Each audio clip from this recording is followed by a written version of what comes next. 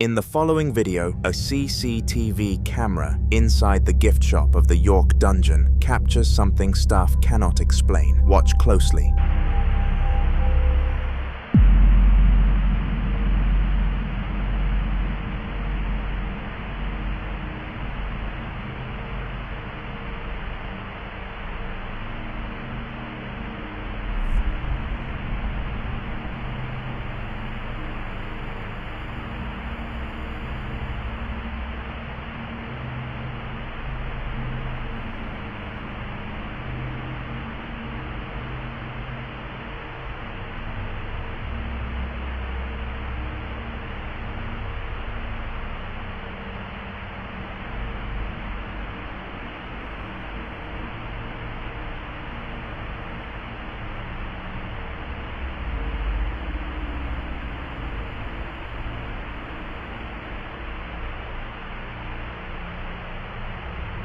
At first, everything inside the shop appears completely normal. The shelves are fully stocked, the room is empty, and there's no visible movement anywhere in frame. But then, without warning, the bottles suddenly start to fall off the shelf on its own. What makes this moment especially unsettling is the location itself. The York dungeon, located in the historic city of York, sits in an area with centuries of documented suffering, executions, and imprisonment. The attraction is built to reflect York's darker history, a history filled with torture chambers, plague victims, and public punishment. Many people believe places like this can hold on to emotional residue. According to paranormal theory, environments tied to intense fear, pain, or death can sometimes replay fragments of that energy, not as full apparitions, but as subtle physical disturbances. After this footage was shared, one comment stood out in particular. A viewer who claimed to have worked there wrote, "York Dungeons has always been haunted. I used to clean here, and you can feel something, 100%. That statement has only made the footage harder to dismiss, because if this were simply unstable shelving, incidents like this wouldn't carry the same weight, especially in a place where so many already believe something unseen may still be present. So was this just gravity and coincidence, or did the camera capture something that didn't want that bottle sitting there?"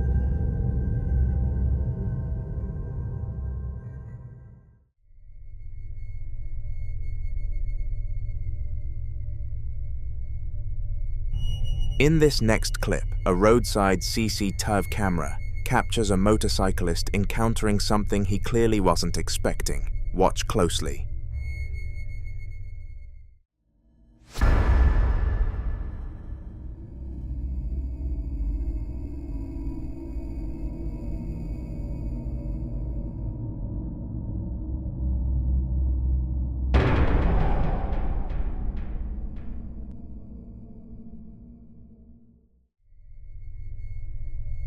The footage shows a man riding his motorcycle along a quiet road. There are no other vehicles around, no pedestrians, and no sign of activity anywhere in the area. But then suddenly, he slows down. Standing in the middle of the road appears to be a small figure. From the camera's angle, it looks like a young girl.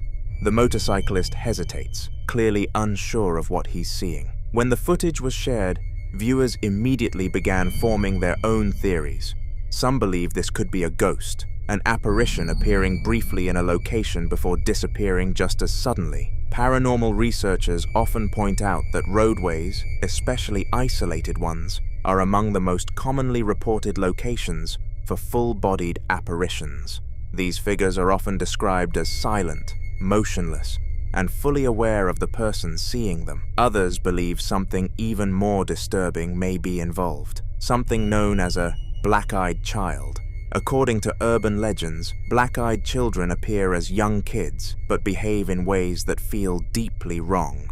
Witnesses often report an overwhelming sense of dread upon seeing them, even before noticing their completely black eyes. They are said to appear suddenly, often at night, and stand silently, watching. But not everyone is convinced. Some viewers argue it could be a hoax, someone deliberately standing in the road to create a viral moment. So was this simply a person standing alone in the dark? Or did this camera capture something that was never supposed to be there in the first place?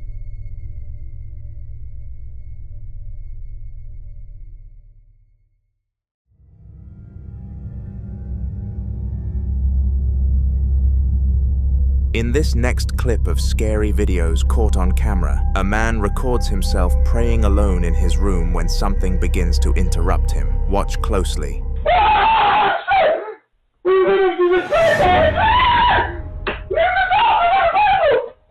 Yeah.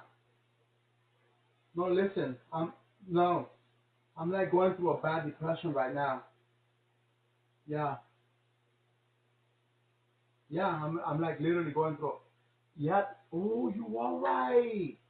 Yes, maybe praying will do it. Hold on. Yeah. Well, hold on. Let me call you back because I gotta start praying. Okay. Yeah. Yeah, I'm gonna start praying now. Yep. All right. Bye-bye. Bye. All right. Oh.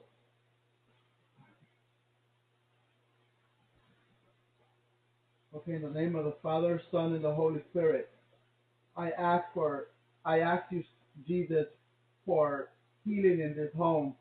I ask you to take these demons away from my house.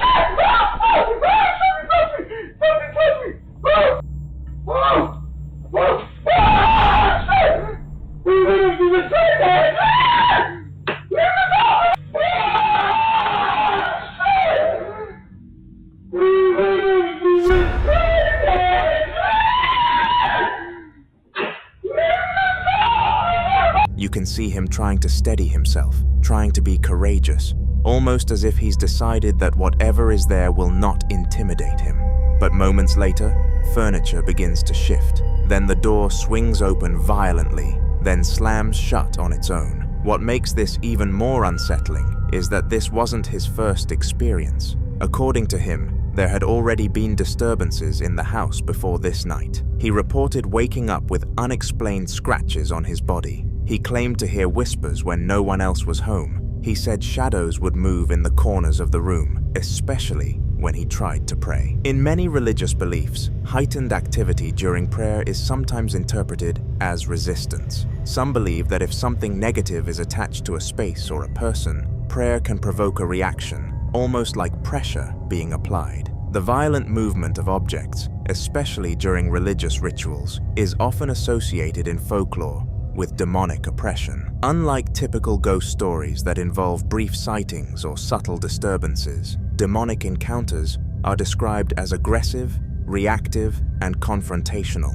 And this feels confrontational. The timing, the escalation, the way the activity intensifies the moment he stands his ground. So was this a man facing fear in his own home, or did he unknowingly provoke something that did not want to be challenged? I'll leave you to be the judge.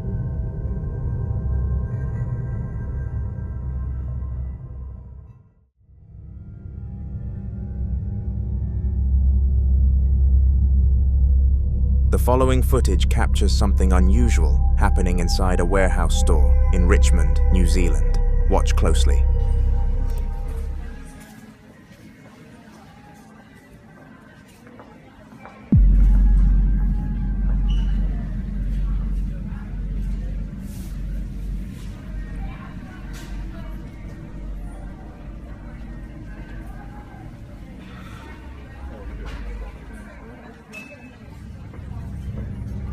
The footage comes from a CCTV camera inside a toy aisle. The store appears calm, no customers nearby, no staff in sight, and yet, a trolley begins to move. According to staff, this isn't the first strange occurrence inside the store. Workers have reportedly mentioned items falling from shelves without explanation, hearing faint sounds in empty sections after closing time, and occasionally feeling like they're being watched when working alone. But until now, they had never captured anything this clear on camera. Skeptics suggest it could be a slight floor incline, loose wheels, or even air pressure from ventilation systems. Warehouses are large spaces after all, but some believe repetitive, unexplained activity in commercial buildings can point to residual hauntings, energy said to linger in locations with long histories of human traffic and emotional imprint. Warehouses and retail stores, especially older ones, often stand on land with stories long forgotten, and the fact that this trolley has reportedly been caught moving by itself more than once throughout the day only fuels that theory. So is this simply physics playing tricks in an empty aisle? Or did this store finally capture proof that something unseen has been walking those aisles all along? You decide.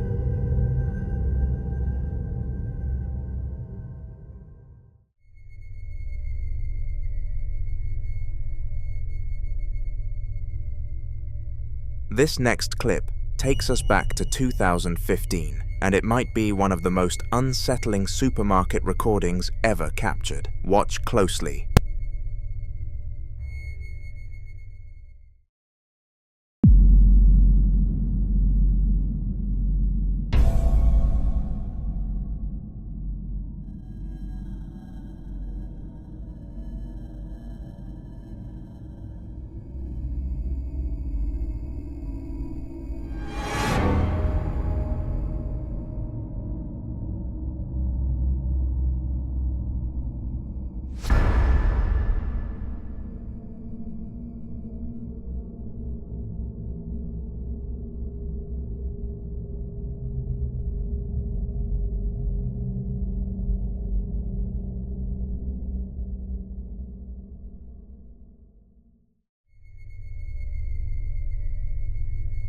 The footage shows what many believe to be a poltergeist hurling objects from shelves inside a co-op store in Whaley Bridge, Derbyshire. It's the middle of the night, the aisles are empty, no customers, no staff nearby, and yet items suddenly launch themselves off the shelves, not tipping, not sliding, but forcefully thrown outward. Staff reported doors rattling violently in their frames when no one was anywhere near them. Stock would mysteriously fall to the floor. Lights flickered without electrical faults being found. The activity became so disturbing that employees were genuinely shaken. In fact, management made the decision to close the store at 9:30 p.m. on All Hallows Eve, 90 minutes earlier than usual, because of the ongoing disturbances. Rumors of hauntings in the building had reportedly circulated for nearly 100 years. According to regional manager Chris Armstrong, the store was built over a set of old cellars, dim, dusty, and unsettling. Some windows still had iron bars on them. He confirmed that unexplained stock movements were happening and that doors were rattling, despite no visible cause. Poltergeist cases are often described as chaotic and physical, involving thrown objects, loud bangs, and aggressive movement rather than quiet apparitions. Unlike traditional ghost sightings, poltergeist activity is said to be disruptive, almost attention-seeking. Skeptics argue vibrations from refrigeration units, uneven shelving, or structural shifts could explain falling items. But what's harder to dismiss is the force behind some of these movements. So was this simply an old building settling in dramatic fashion? Or was something unseen making its presence very clear inside that supermarket? I'll leave you to be the judge.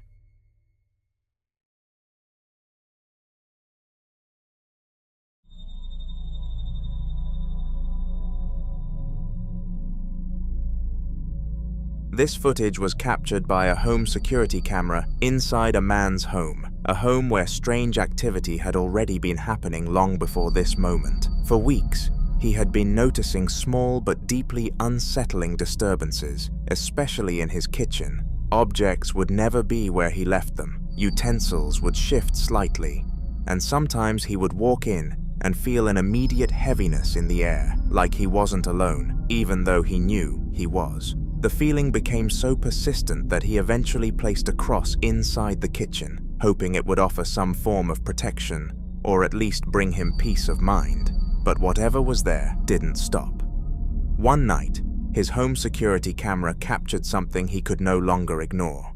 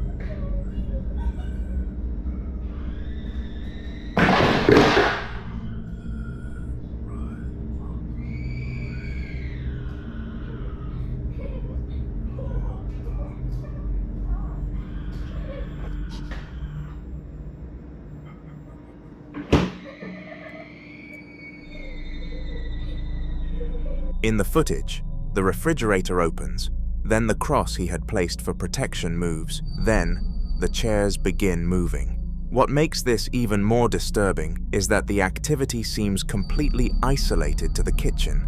Nothing happens in the living room, nothing happens in the hallway, only this one space. Some viewers believe this could be the behavior of a poltergeist, an entity known not just for making noise, but for physically manipulating objects, sometimes focusing on a specific location or person. Others believe the cross turning upside down is especially significant. In many reported hauntings, religious objects being moved or inverted is often interpreted as a direct act of defiance, almost as if whatever is present is aware of its meaning and rejecting it. And the fact that the activity continued even after the cross was placed raises an even more disturbing possibility. Some believe the cross didn't protect the space, it provoked something. Until more details are shared, this remains unsolved.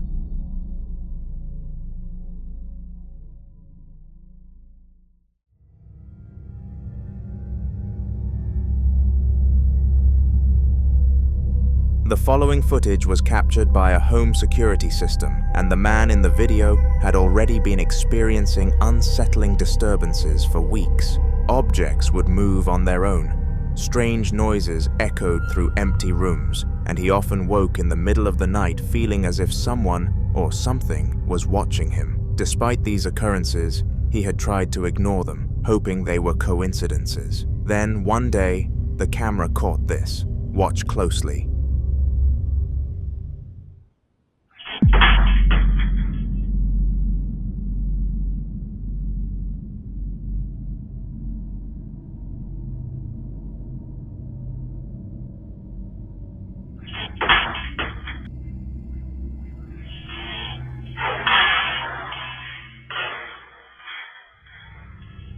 In the footage, the man is sitting quietly in his living room, and everything seems normal, still and silent. Suddenly, he hears a loud sound, but when he reaches the kitchen, he sees the spoon lying on the floor. Viewers have speculated this is the work of a poltergeist, entities often reported to manipulate objects to make their presence known. Many paranormal researchers note that such activity often starts small, with items moving seemingly on their own, almost as if the entity is testing the limits of its influence on the physical world. Another day, the camera captured something else.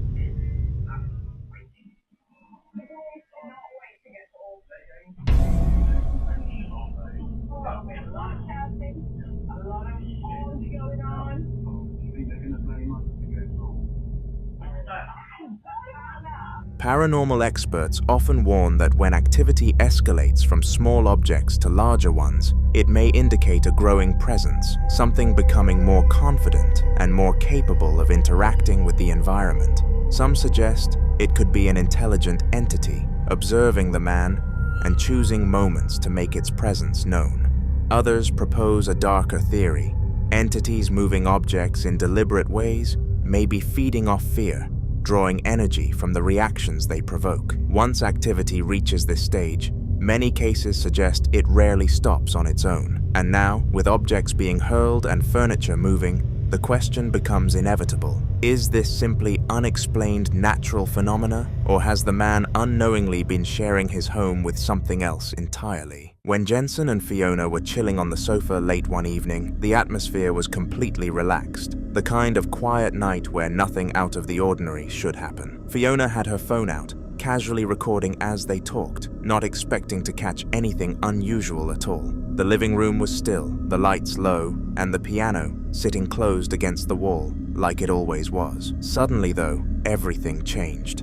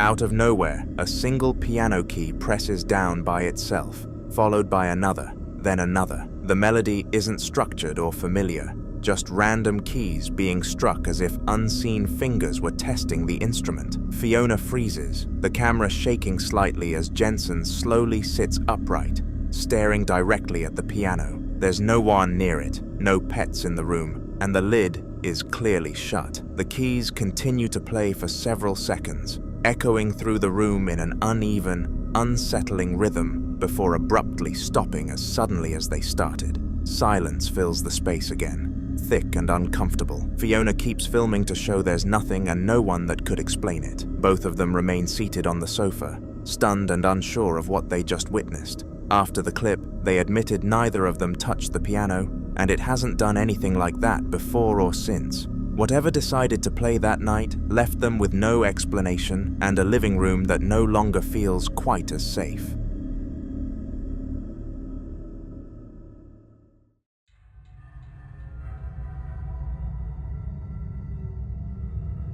In this clip, from a YouTube channel called Ziggatube, someone is walking through their house late at night with nothing but a flashlight, filming because they've been hearing unexplained noises for a while. The house is completely quiet as they move from room to room, clearly on edge, but trying to laugh it off.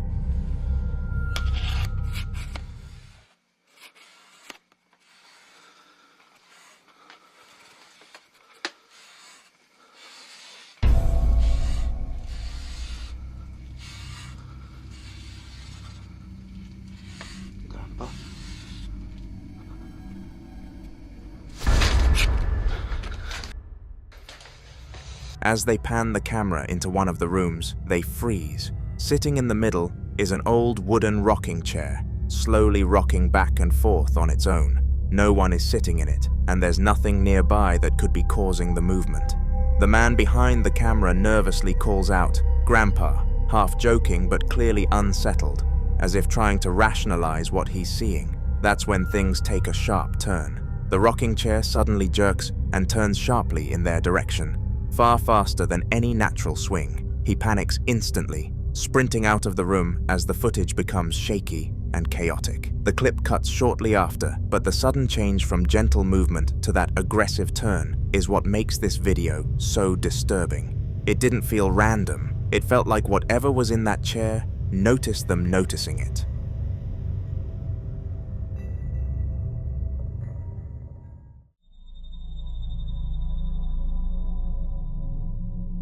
Working a night shift in the hospital is already known to be bad, but for Michael, it's a whole different story. He's a security warden, used to empty corridors and long hours, but this night felt wrong from the start. He'd been alerted to a disturbance somewhere in the building and decided to investigate alone, filming as he walked through the dimly lit hallway. The atmosphere feels heavy, almost tense, and the further he goes, the worse it gets.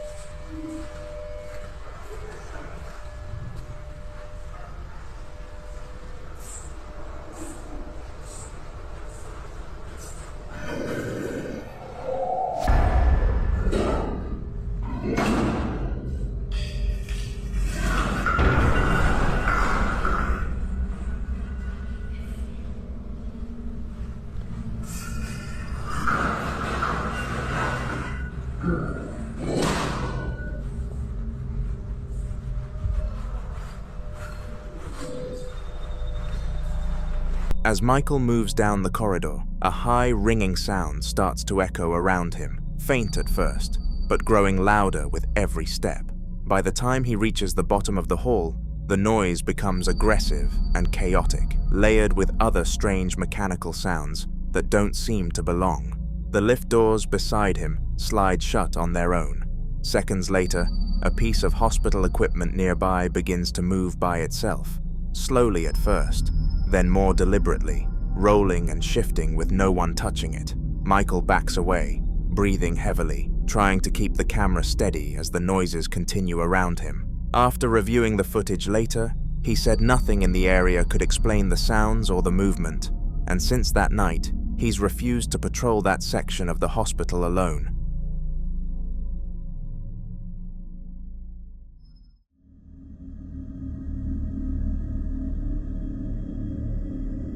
In this next piece of footage, dated June 2018, a fixed CCTV camera overlooks a quiet public park in broad daylight. Nothing looks out of the ordinary at first, until one of the swings begins moving back and forth completely on its own. There's no wind strong enough to explain it, and the other swings stay perfectly still.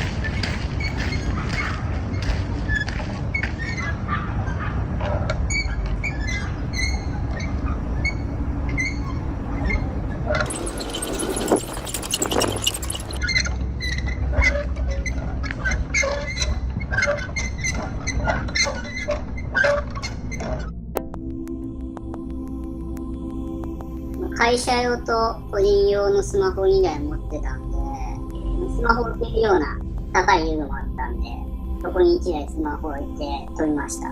自分が動かしてるんじゃないっていう証拠になるかな。帰宅中に通りかかったんですけど、心霊現象だと思って、そうですね、ツイッターとか上げようと思いました。であの木の横に人影ががっつり映ってるじゃないですか。こんな映ることありますっていうことで、はい。いや、もちろんその場ではその人がいるのは気づかなかったですし、気配すら感じなかったですよね。自分が持って撮ってるスマホの方には映ってないですよね。そうですね、ツイッターはそうですね、20回ぐらいしか再生されてないんで、普通に消しました。誰も信じてくれないんですよね。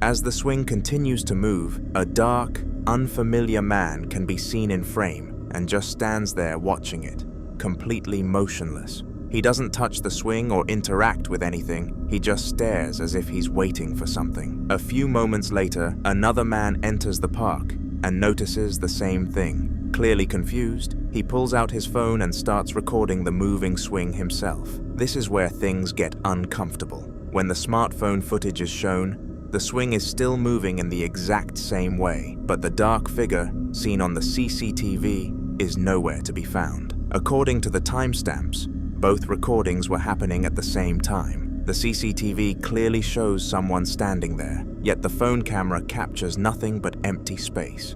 After the swing finally slows to a stop, both men leave the area. The unexplained figure never reappears, and no one has been able to explain how a person could appear on one camera and not the other. For a lot of people who've seen this clip, it feels less like a glitch and more like something that was never meant to be seen in the first place.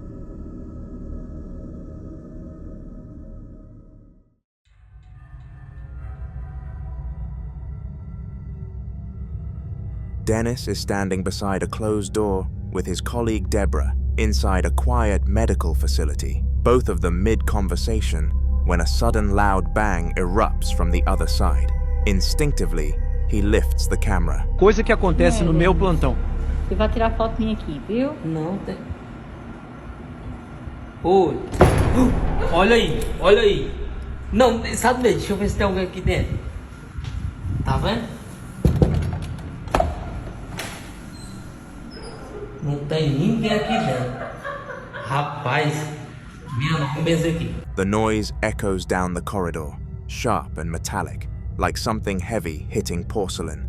Dennis and Deborah exchange a look before slowly opening the door together, half expecting someone to be inside. Instead, the room is completely empty, containing only a toilet and a sink, both untouched and perfectly still. Dennis pans the camera around to show there's nowhere anyone could be hiding, no other exits, no movement at all. The sound had come from inside that room, yet whatever caused it was already gone, leaving behind a space that looks entirely normal and an atmosphere that suddenly feels anything but. The following day, Dennis returns to the same facility, clearly still unsettled by what happened. Wanting to rule out any doubts, he starts recording before anything occurs. Coisas que acontecem no meu plantão, parte 2. Tem ninguém aqui dentro, ninguém. Vou fechar aqui, deixar escoradinho aqui, ó.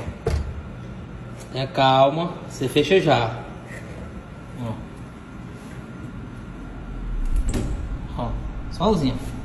Ó, não tem ninguém aqui, ó. Rapaz. É incrível. Aí, ó. Maçaneta mexendo. Fecha aí, olha. Fecha a porta, vai. Fecha.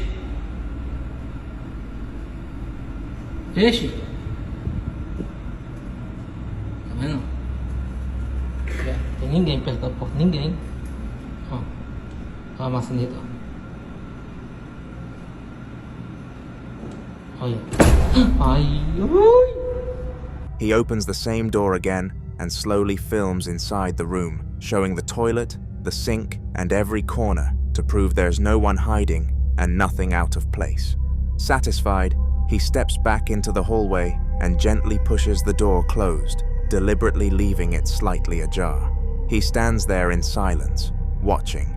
After a few seconds, without any warning, the door begins to move on its own. It slowly pulls shut until it closes completely, clicking into place as if someone had finished the job. Dennis reacts instantly, backing away in disbelief. Afterwards, he entered to confirm there was no airflow, no movement nearby, no explanation. After capturing that, Dennis said he no longer doubts something strange is tied to that room, especially since it seemed to wait for him to come back before making itself known again.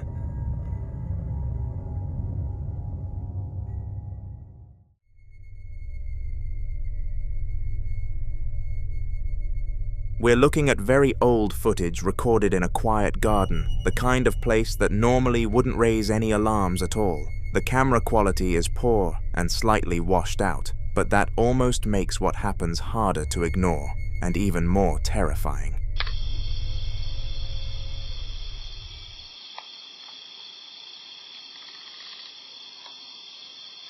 Look at that orb up in the tree.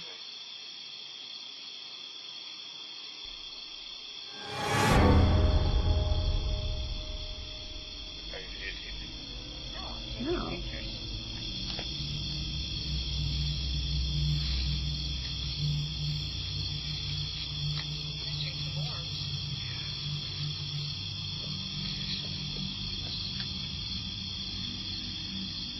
did you see that flashing?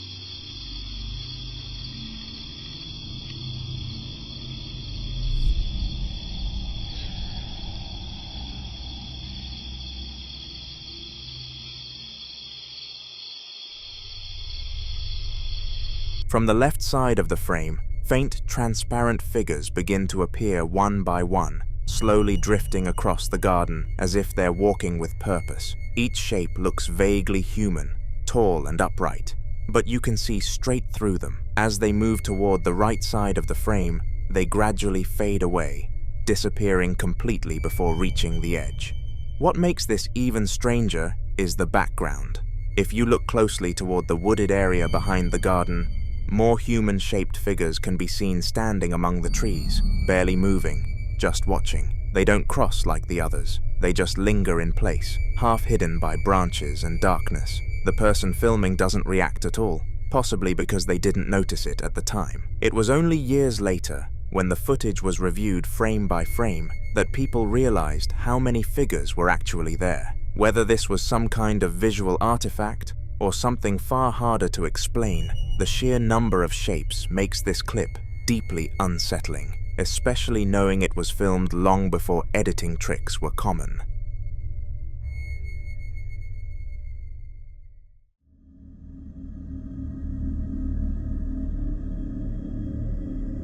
On July 28th, this footage was captured by a couple who had already been dealing with unexplained activity in their home for a long time. Even then, the man behind the camera was still skeptical, brushing most of it off as old house noises or nerves playing tricks.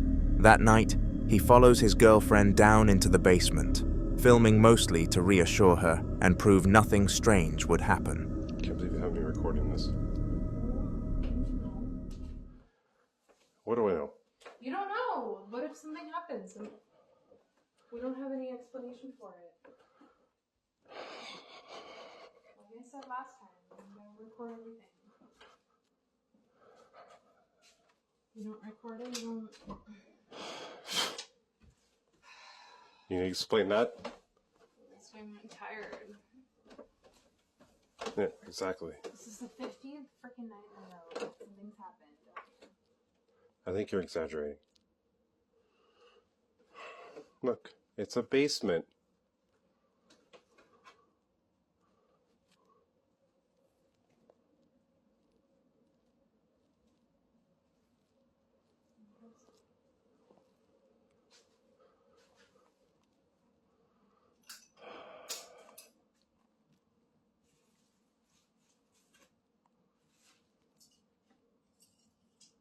Yeah. The fuck is that? It's broken frame. Yeah, that happens. What the f- Okay, we need to go. Go. Oh, where? Go upstairs. Go upstairs. Gee, go upstairs. Go upstairs. Go upstairs. Go upstairs. Fuck, let's go. Go upstairs.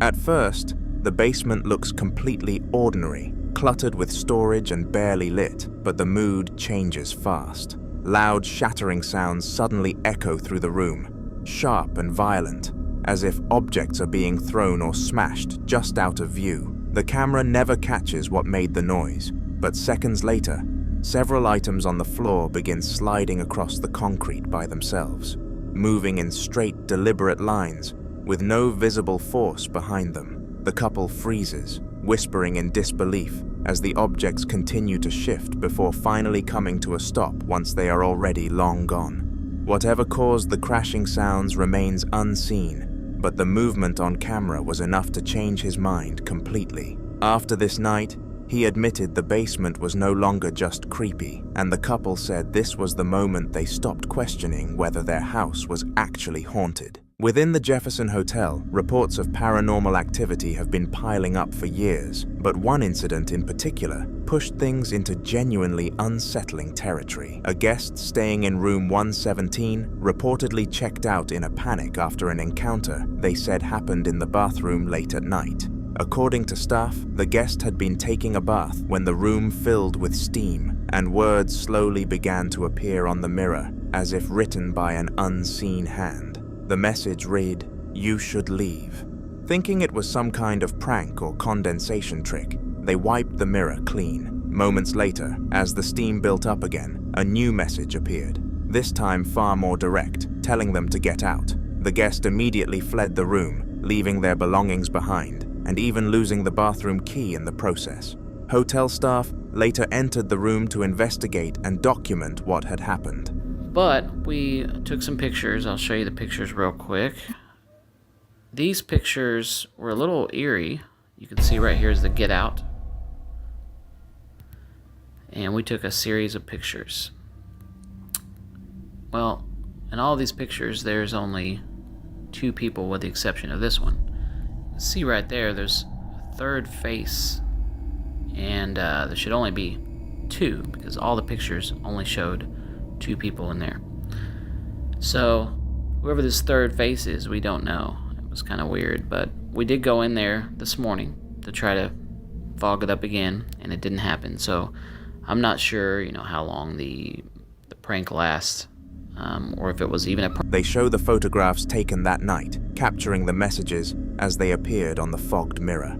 What stands out is how unnatural the writing looks, uneven, distorted, and nothing like handwriting formed by a finger. In one of the images, viewers later noticed something even more disturbing. Faintly visible in the reflection is what appears to be a third face, semi-transparent, and not belonging to anyone who was supposed to be in the room at the time. Staff attempted to recreate the conditions by fogging up the bathroom again, and once more, the same message appeared on the glass without anyone touching it. After that, room 117 was quietly taken out of rotation for a period of time, and the hotel has never offered a clear explanation for what was captured there.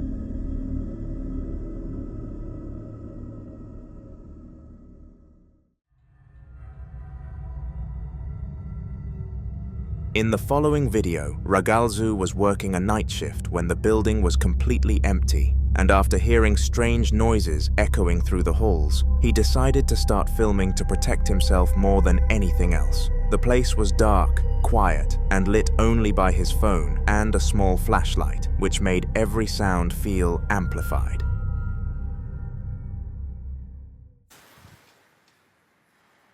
Mira, ahí pasó. Dígame que lo vieron. Se lo vio clarito. Mira, ahí pasó.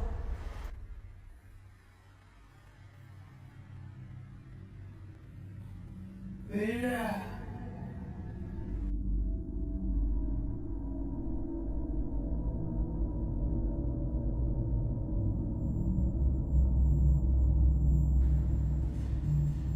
Se lo vio clarito. Y pasó por el medio del patio. ¿Qué les dije? Mira. Negrito para acá fue. Para ahí. ¿Ven? Pasó por ahí, agachadito, corriendo por aquí.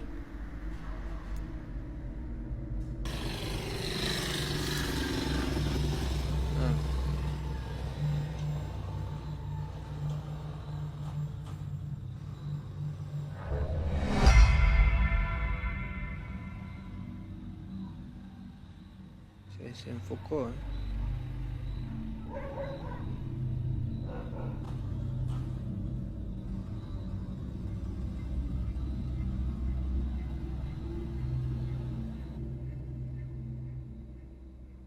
Está al frente de ustedes, gente.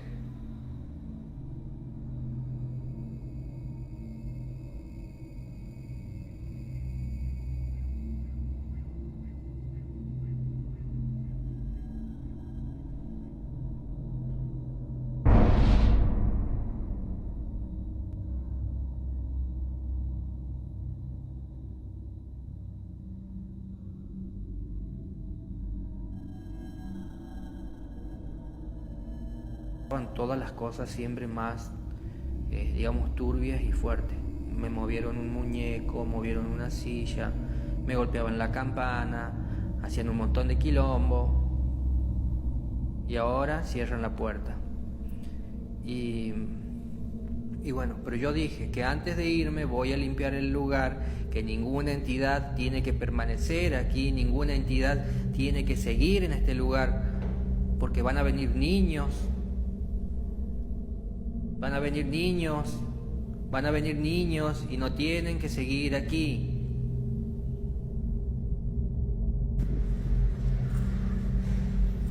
Me atravesó otra vez.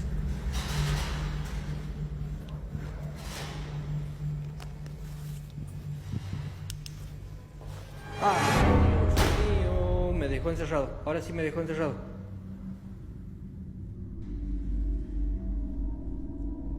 ¿Ahora lo hace con esta también?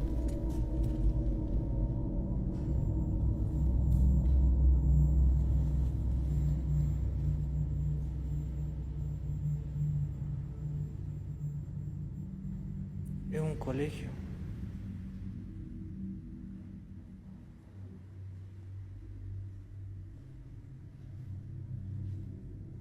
Sí, mira, mira, mira, mira. Mira, no.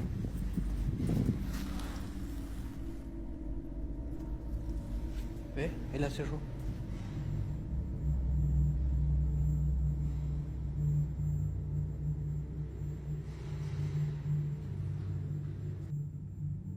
Es más, hace rato, pero sí estoy en Santiago, hace rato se vio literalmente un duende cruzar, o sea, la figura de un niño cruzando por detrás mío. Uy, escuchen, escuchen. Está golpeando. Ahí la abrió.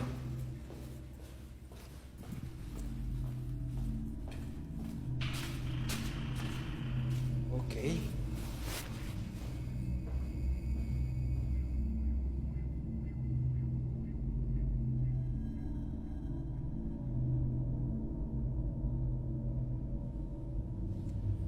Vine por acá. Ya dejó de golpear.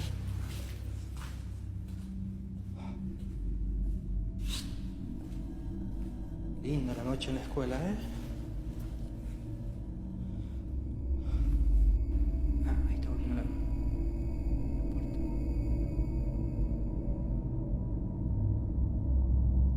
No tiene luz, pero habría que pasar un proceso para poder trascender y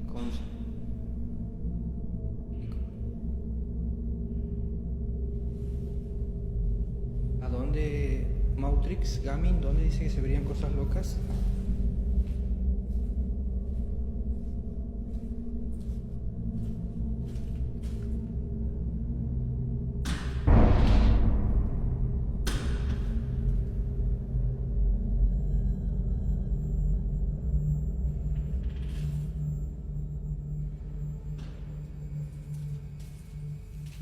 En el hospital me trabajo toda la noche. Estuve el sábado en un hospital abandonado.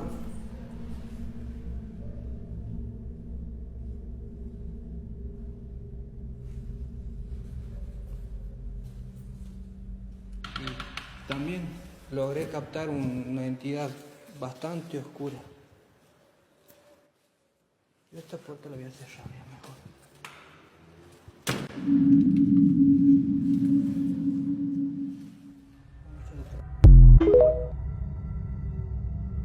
As he walks forward, the camera catches what looks like movement behind a closed door ahead of him, a dark, human-shaped object, passing across it for just a second, like someone walking by on the other side. Ragalzu immediately panics and runs straight toward the door, shining his flashlight through the glass, and then outside once he opens it. There's nothing there. No footsteps, no shadows, no place for anyone to hide. The area beyond the door is completely empty, and security later confirmed no one else was on site at the time. Whatever moved past that door was there only long enough to be seen, then vanished the moment he tried to confront it.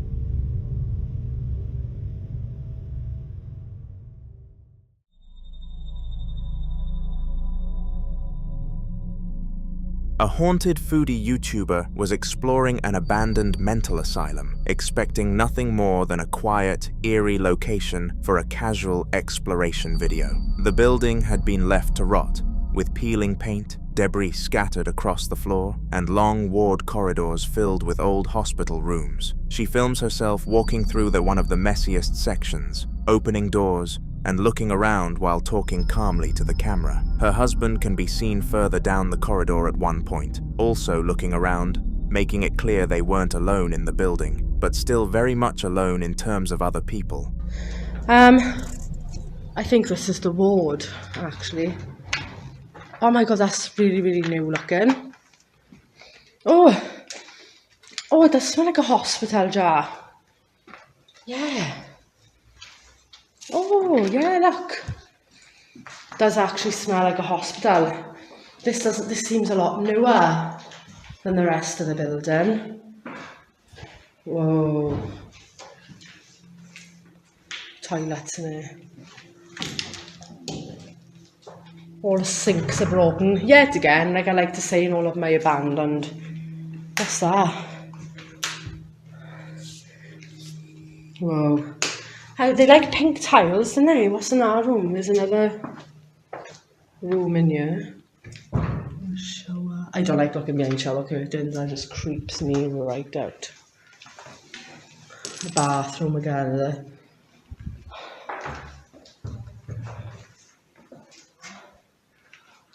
That's pretty cool, that is. Smells like an hospital in this part, definitely.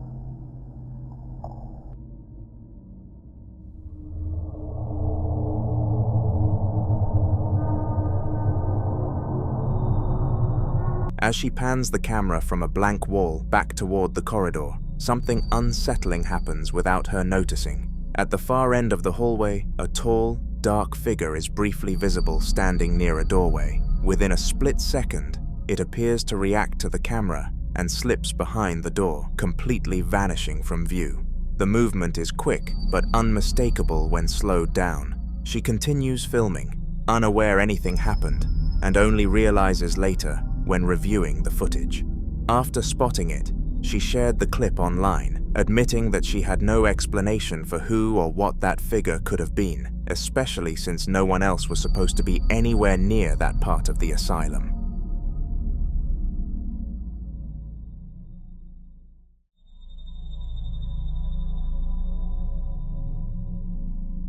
After watching this next clip, you'll definitely want a dash cam on your car. The footage comes from a vehicle driving along a highway, with the road ahead completely clear at first. It's late, visibility isn't great, and everything feels normal until something suddenly appears directly in the lane.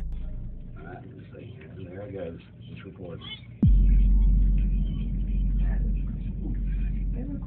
A small, transparent figure that looks disturbingly like a child is standing in the middle of the road.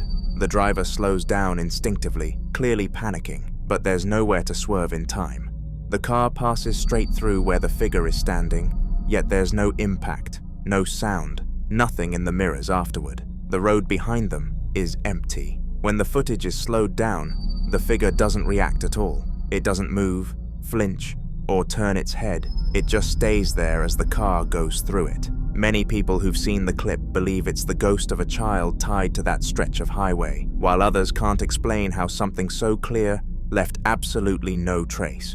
Either way, it's the kind of footage that makes night driving feel a lot less routine and more abnormal.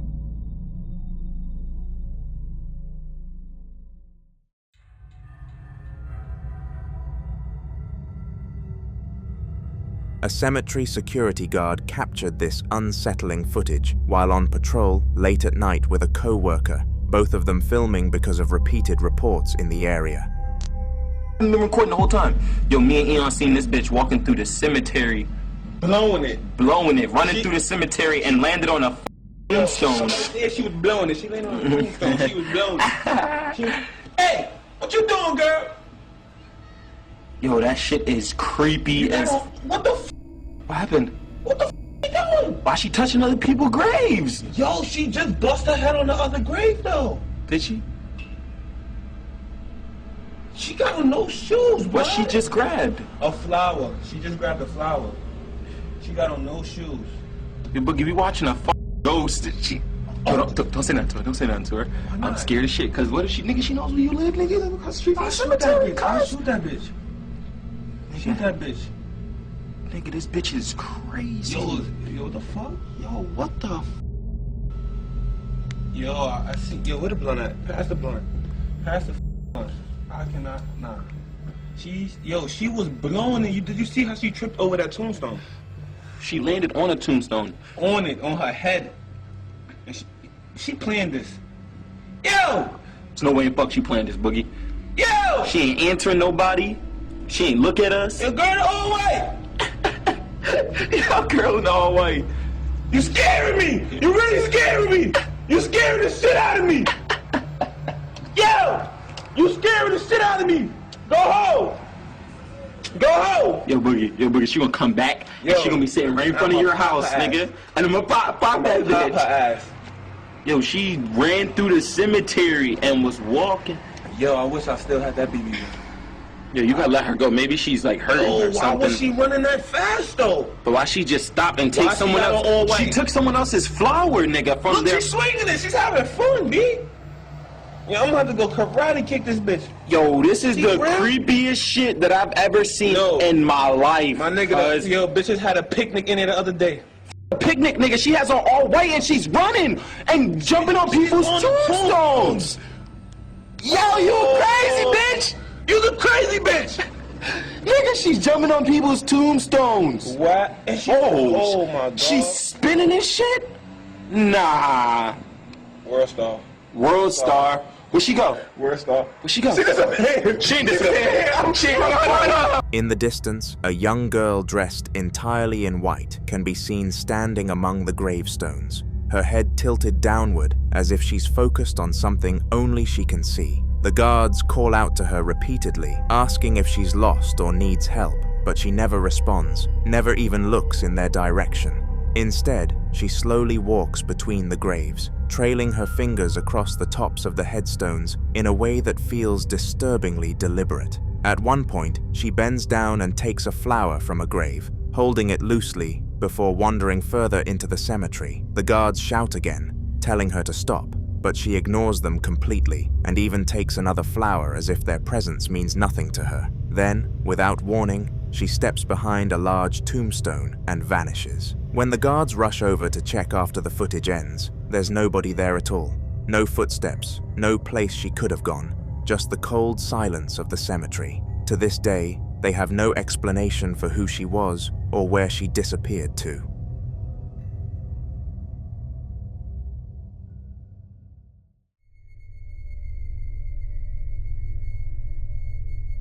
Ricky is a well-known ghost hunter who's been investigating the same abandoned establishment for a long time, convinced that whatever is there hasn't left yet. In this clip, he's outside the building late at night, filming himself in a casual vlog style as he stands in silence. The area around him looks empty and quiet, with nothing but fencing and darkness behind him.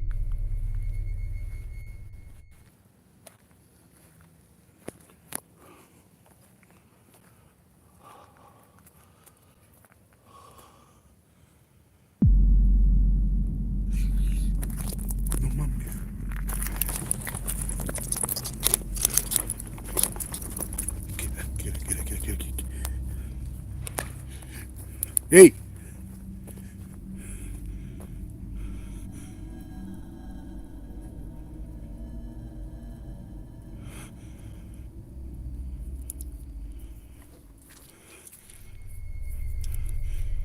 As he continues talking, something strange happens in the background. Behind Ricky, beyond the fence, a tall, dark, black figure suddenly walks across the frame. It's not a shadow from him or the camera. It moves independently, passing through the background like a person calmly walking by. Ricky doesn't notice it at first, but viewers immediately point it out. A second later, he seems to sense something is wrong and spins around, spotting movement out of the corner of his eye. He breaks into a run toward the fence, shining his light and calling out, but when he reaches the exact spot where the figure was, there's nothing there at all. No person, no animal, no place for someone to hide. After reviewing the footage later, Ricky admits that this is one of the clearest things he's ever caught at that location, and it's only reinforced his belief that something is still roaming that property, watching him every time he visits.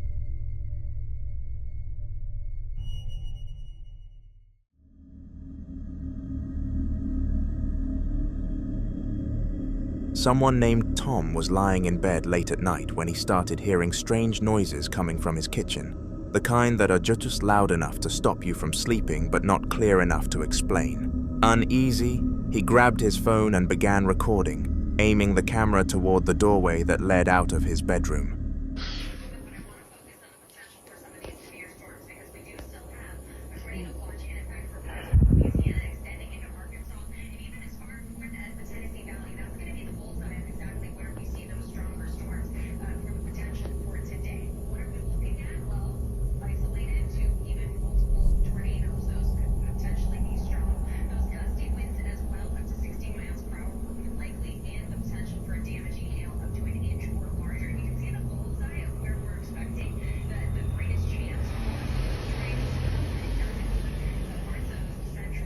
What the f?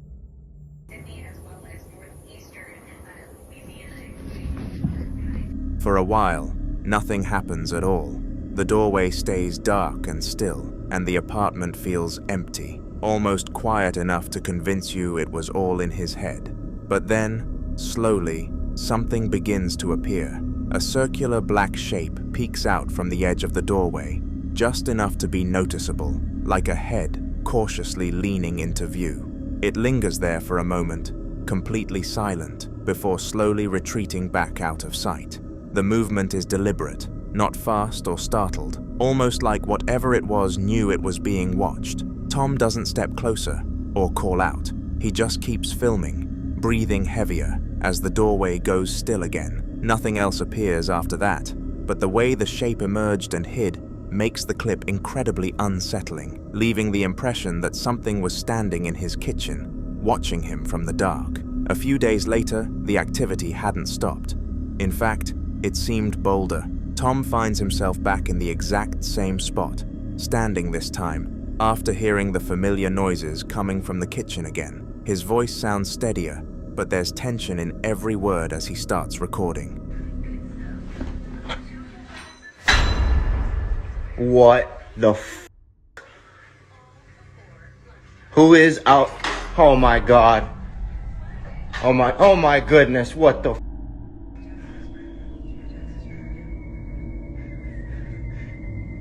Hello, who is there? Oh my goodness, please stop. What the f? Please stop, please stop. This is my house. Leave. Leave, this is my house. You're not allowed here. Leave.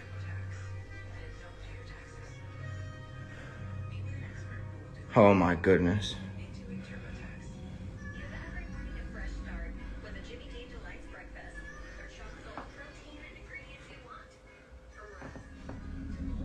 As he slowly approaches the doorway, a loud clatter suddenly rings out from inside the kitchen, the unmistakable sound of something metallic hitting the floor, like cutlery being thrown from a counter. Almost immediately after, cabinet doors begin opening and slamming shut one after another, hard enough to echo through the apartment. Tom raises his voice now, telling whatever is in there to leave, to stop, to get out of his house. He sounds firm, almost authoritative, like he's trying to take control of the situation, but it doesn't work. The noises continue without hesitation, cabinets still moving as if his commands mean nothing at all. He backs away slightly, breathing faster, realizing that whatever was peeking at him days earlier wasn't intimidated. If anything, it sounded like it was responding by getting louder. Tom later said this was the moment he truly understood he wasn't alone in that apartment, and whatever was in his kitchen had no intention of leaving just because he asked. Inside the Lizzie Borden house, specifically the Abby and Andrew suite, a location already known for its haunted reputation, an investigator named Kyle is exploring on his own. As he tries to enter the suite, the door repeatedly locks on him despite there being no one inside. The resistance alone is strange, but what waits beyond is worse. When he finally starts recording and manages to get in, The entire room is lit in an intense red glow, giving everything an unnatural, heavy atmosphere as he slowly moves through the space. Trying to enter the Abby and Andrew suite at the Lizzie Borden house. The door locked on me with no one in there.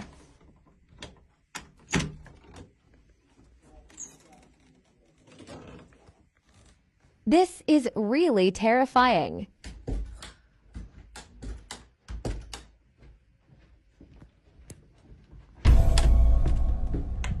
At one point, a door inside the suite closes by itself, with no one near it.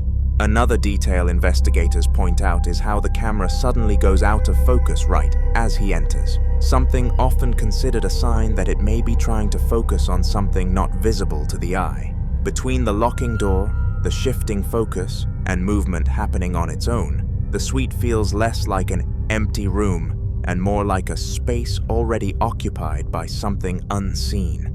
In the same house, but at a different time, another moment was captured that made the activity feel even more deliberate. Ahead of the camera was a doorway, and the door itself began sliding back and forth on its own, slowly moving just enough to reveal the terrifying doll that was inside the room, then drifting back to hide it again, over and over, like something unseen was controlling the exact moment of exposure. The motion was smooth and controlled, not like it was swinging from a draft, but gliding in a way that felt intentional. This is happening again.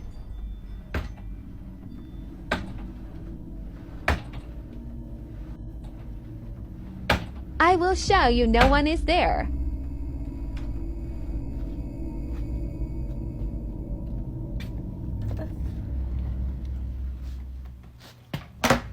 After repeating this several times, the door suddenly stopped moving altogether. The stillness that followed felt heavier than the motion itself. Kyle decided he had seen enough. He stepped out of the room and kicked the nearby doll far down the hall, putting distance between himself and the space, leaving the house with even more questions about what might be sharing it with visitors. Another moment from the same location adds even more to the tension inside the house. In a separate clip, a wooden door can be seen trying to open on its own, quickly pulling inward, except the metal chain lock is the only thing stopping it from fully opening. The pressure on the door looks constant, like something on the other side is testing it, pushing just enough to make the chain tighten and rattle. This place is so haunted. Locked. Bathroom empty. Help! Not long after, Kyle attempts to enter a different room, but the door resists him, pushing back as if someone unseen is holding it shut from the other side. He tries again, confused and uneasy, but the resistance doesn't change, making it feel less like a stuck door and more like something actively keeping him out. The combination of doors moving on their own and spaces refusing entry is enough for him. Kyle leaves the house shortly after, clearly disturbed, with the feeling that whatever is inside doesn't just exist there, it controls who is allowed in.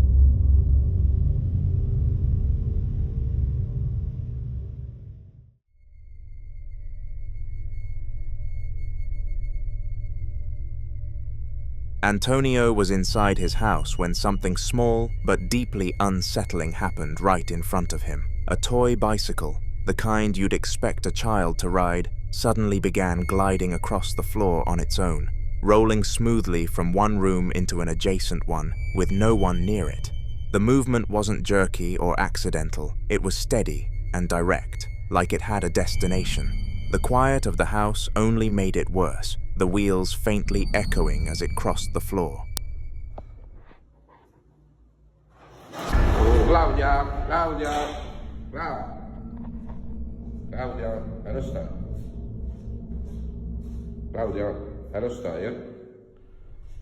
The detail that makes the moment even more disturbing is what that toy represents. There are children in the home. Luckily, none of them were there at the time, which makes the situation feel less like a coincidence and more like something happened when the house was at its most vulnerable.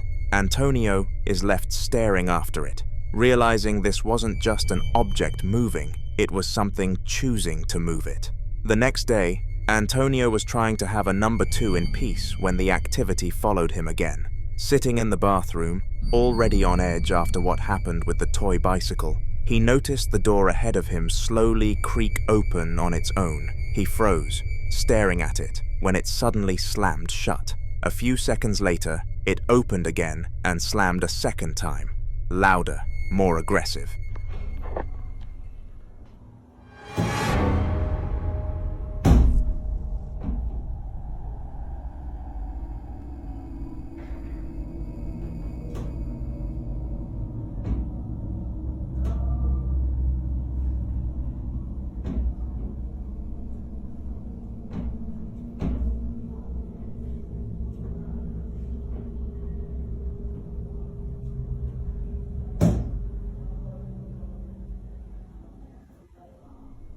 After a short pause, the pattern continued, the door opening slightly, then slamming with force, over and over, like something was toying with the timing. There was no draft, no one else in the house, and no logical reason for the movement to repeat so consistently. The sound echoed through the hallway each time, making the small bathroom feel even more enclosed. Antonio was left sitting there, unable to ignore the fact that whatever had moved the toy the day before now seemed to be following him from room to room. With no further updates, we have no idea how safe Antonio currently is, so we can only hope and pray.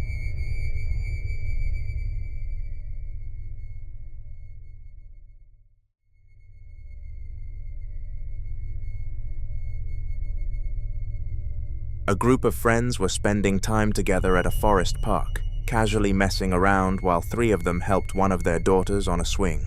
It seemed like a normal, light-hearted moment. Laughter, movement, nothing out of the ordinary. Their focus stayed on the child, making sure she was safe and having fun, and none of them paid attention to what was happening behind them.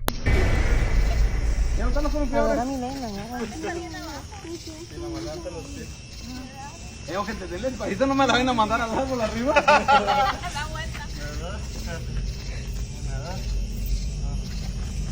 No bajen los pies. Ahí era la buena. No bajen los pies.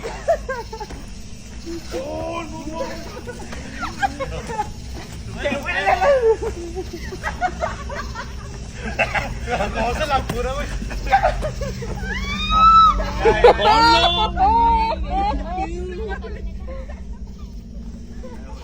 Es que está bien flaquillo ese bastón. ¿No viste? Parece que se levanta como...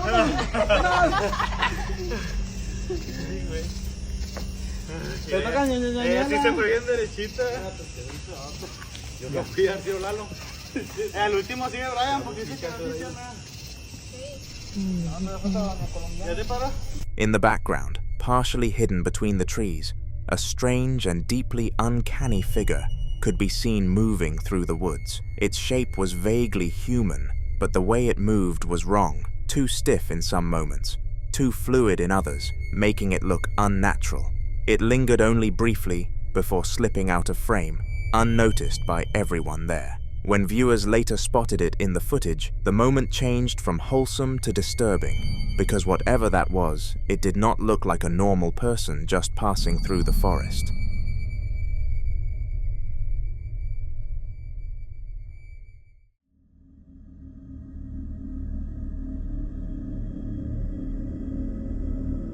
A woman was out walking along a trail she usually takes when she noticed something sitting off to the side of the path. It was a camera, partially hidden but clearly placed there, and when she picked it up, she saw what looked like dried blood on the casing. The discovery immediately made the situation feel serious, but one detail stood out even more. The camera still had battery left, which meant there could be footage saved on it. She was unsure what she might find if she turned it on, the quiet trail suddenly feeling very different than it had minutes before. You're not gonna believe this.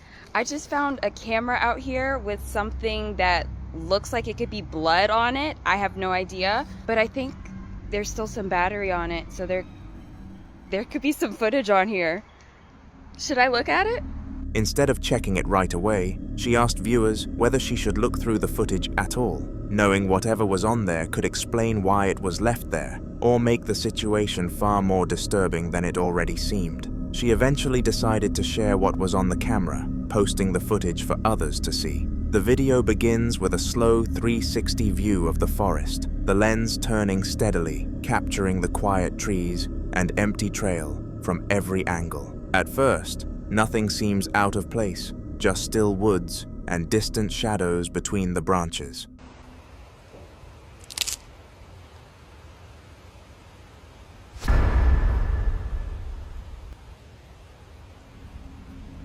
During the rotation, a black figure can briefly be seen standing among the trees before quickly slipping behind one, disappearing from view as if it knew it had been caught on camera. The movement is subtle but undeniable, something solid enough to block the light, yet too dark and undefined to make out clearly. Some believe this figure could explain the blood on the camera, but there is no proof, no context, and no way to know what really happened out there, leaving only the footage and a lot of unanswered questions.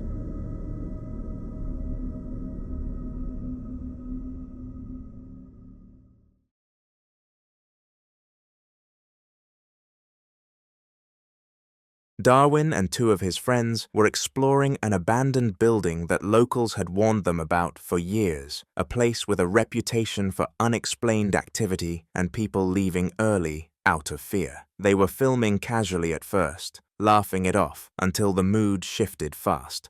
¿Ya está grabando? ¿Estamos activos? ¿Pilosos? Por si acaso voy a sonar. Oye, suenan unos tacos, amigo. Oye, suenan unos tacos, loco. Aguanta, mira, mira. Aguanta. Que ya se detuvieron. Pero que escuchaste. Sí, chucha. ¿Escuchaste? No son los tacos de ese día del baño. Aguanta, aguanta. No sé.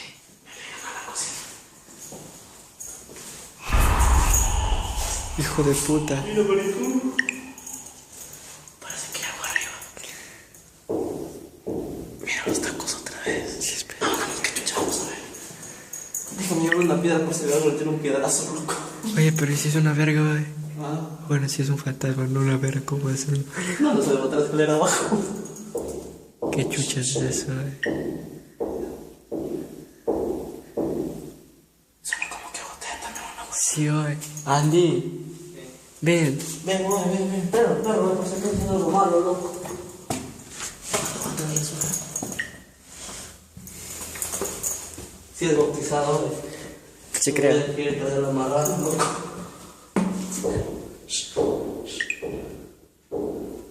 Oye, se están coleando al lado. Oye, no digas eso, es que ese video van a ver todos como... Oye, no jodas. No jodas. No importa, no le metimos. Oye, para mí que están golpeando alguna casa, loco. Oye, pero al lado no hay nadie, tú eres loco. ¿Escuchaste? No, Malvin, escuché. Pero no hay nadie al lado, pues cómo van a estar golpeando. No, son casas vacías. Ven. Espérate. ¿Escuchaste? Sí. ¿Qué carajo es eso? Mira, como de parte de acá. ¿De cuál? De este cuarto. Y solo estamos los dos. Ven. Entra vos primero, güey. Entra vos primero, loco. Deja ver si no hay nada en este cuarto. No hay nada. Ya se cayó, ya se fue, creo. ¡Uy!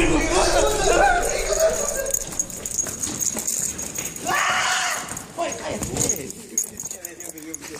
No grites. Oye, mira, la puerta está abierta. Escuchamos que cerró una puerta, ¿te acuerdas? Deja ver si cerraron la puerta de acá atrás.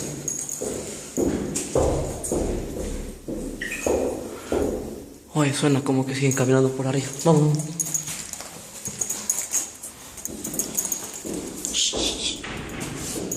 Qué lejos, si nos sonaron memoria.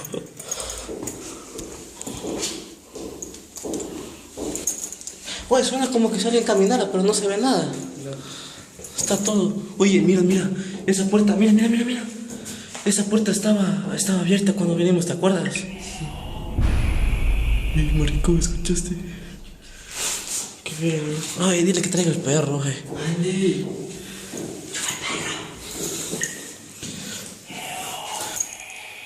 Ay, viene de ahí, loco, y si alguien está ahí. Oye, el fantasma así, ¿dónde?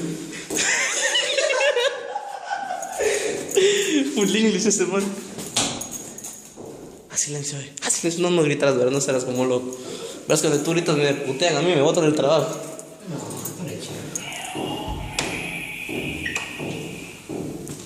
Oye, ¿quién golpea, Oye, no hay nadie. No hay nadie, marico. No hay nadie.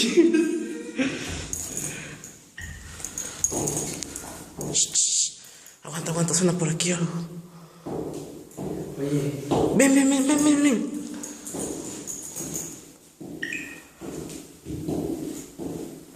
¿Se escucha? ¿Qué? Hay algo en ese closet, marico. Sí, aquí. Yo no voy a abrir el closet. Después te closet alguna pendejada. From somewhere above them, clear footsteps echoed down the stairwell, heavy enough that all three froze and went silent. Then came a sound that didn't make sense, like a rush of wind, but distorted, almost shaped, as if it was being pushed through the building by something alive. More footsteps followed upstairs, pacing back and forth. One of the group tried to stay calm and slowly started climbing the stairs, the others close behind, their flashlights shaking. When they reached the top floor, the footsteps didn't stop. They moved deeper into the darkness ahead of them. As they stepped fully onto the floor, a burst of unsettling, almost demonic laughter rang out, sharp and close enough to make them recoil. A door somewhere nearby suddenly slammed shut, and panic took over as they sprinted out of the building, gasping for air. After a few minutes, they worked up the courage to go back inside, convinced adrenaline had gotten the better of them. But the moment they re-entered, the footsteps started again, just as loud as before. They climbed the stairs one more time, filming everything, but there was still nothing visible. Then a strange voice-like sound echoed through the hall, almost forming the words, "Help me." Seconds later, a door ahead of them slowly creaked open by itself, stopping just a few inches wide. That was enough. Whatever was in that building clearly didn't want them there, and it made sure they knew it. In the following piece of footage, taken from a toddler monitor late at night, a parent captures something that still hasn't been explained. The camera is pointed directly at the crib, showing a close-up of their toddler sleeping peacefully. Nothing unusual at first. The room is dim, lit only by the soft glow of the baby cam, and the house is completely quiet.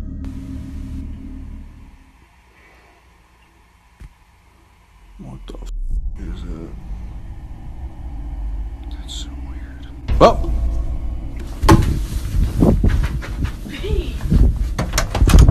I'll kill you, son of a... If you look closely, right beside the toddler, another head can clearly be seen resting in the crib. It looks like a second child, partially obscured, facing the camera. Moments later, the figure slightly shifts its small hand as it moves, just enough to confirm it isn't a shadow or camera glitch. The man watching the monitor panics and immediately runs toward the bedroom, still filming as he calls out. When he reaches the crib, there's nothing there at all. The room is dark, the toddler is alone, and there's no possible way another child could have been there unnoticed. After the recording ends, he insists he checked every corner of the room and the house, but found no sign of anyone else. The footage has since got many views, with many people questioning whether the camera picked up a glitch, a reflection, or something far more unsettling watching over the child that night.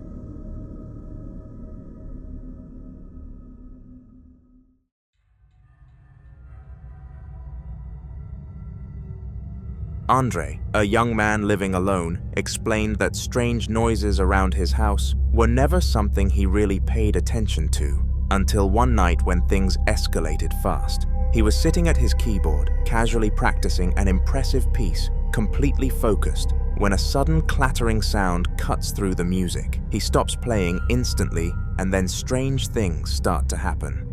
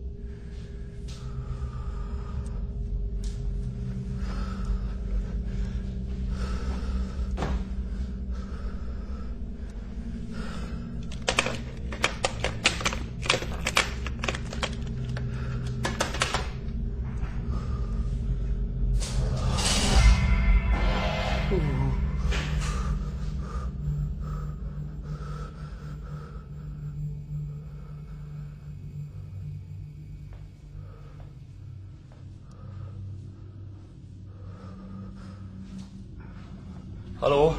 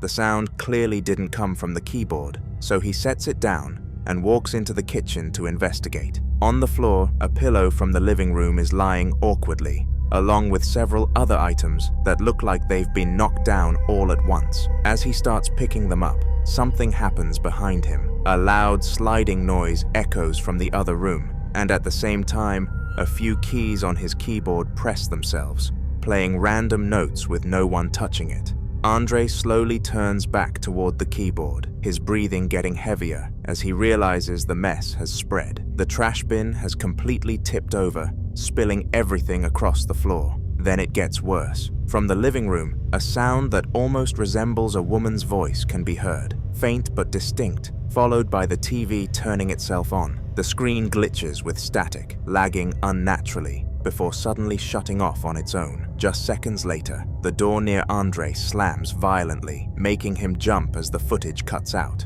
Whatever caused that surge of activity came on all at once, and judging by his panic, it was the last thing he expected when he sat down to play music.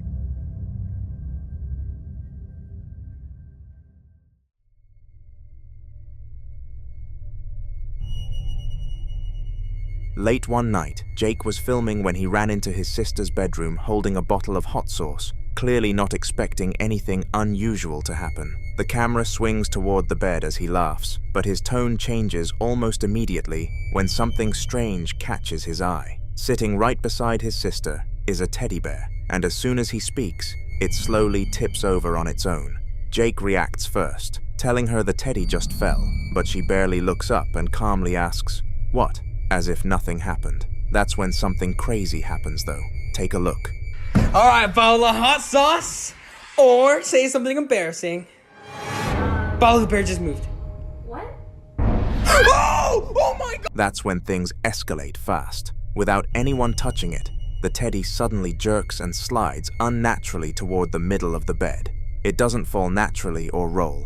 It looks pushed, almost like something invisible forced it forward in a single, deliberate movement. The shift is quick, aggressive, and completely out of place. Both of them instantly panic, yelling as Jake pulls the camera back. There's no laughter anymore, no explanation offered, just raw fear. They scramble off the bed and run out of the room as the footage cuts abruptly. Afterward, viewers pointed out how unnatural the movement was, especially compared to the first fall. Jake later claimed neither of them touched the teddy and that nothing like that had ever happened in that room before, making this clip one of the most unsettling moments they've ever caught on camera.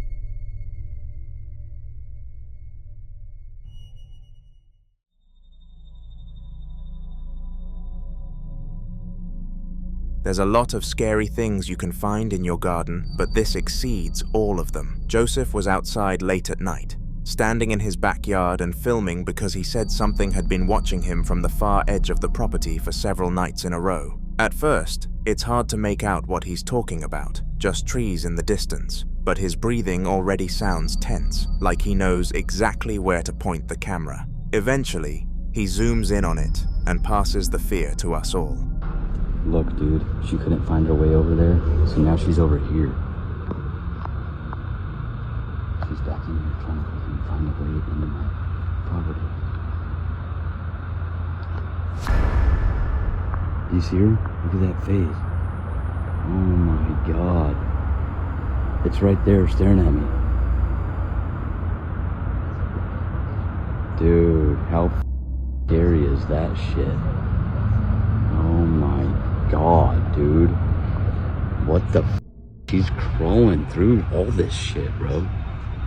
As the footage continues, a pale, unnaturally still face becomes visible deep in the garden, staring directly toward him without moving. It doesn't blink, doesn't shift, just stays there in a way that feels completely wrong. Halfway through the clip, a faint glowing orb appears near the face and drifts outward, almost as if it's coming from it. Joseph reacts immediately, stepping back and narrating in disbelief, sounding more exhausted than surprised, like this isn't the first time it's happened. He doesn't chase it or get closer. He just keeps filming, clearly shaken. After posting the video, Joseph explained that the face has appeared multiple times in the opposite end of the garden, always watching, never approaching. Some people say it could be a trick of the light or an animal, but the consistency of the face, the orb, and Joseph's reaction make this one hard to brush off.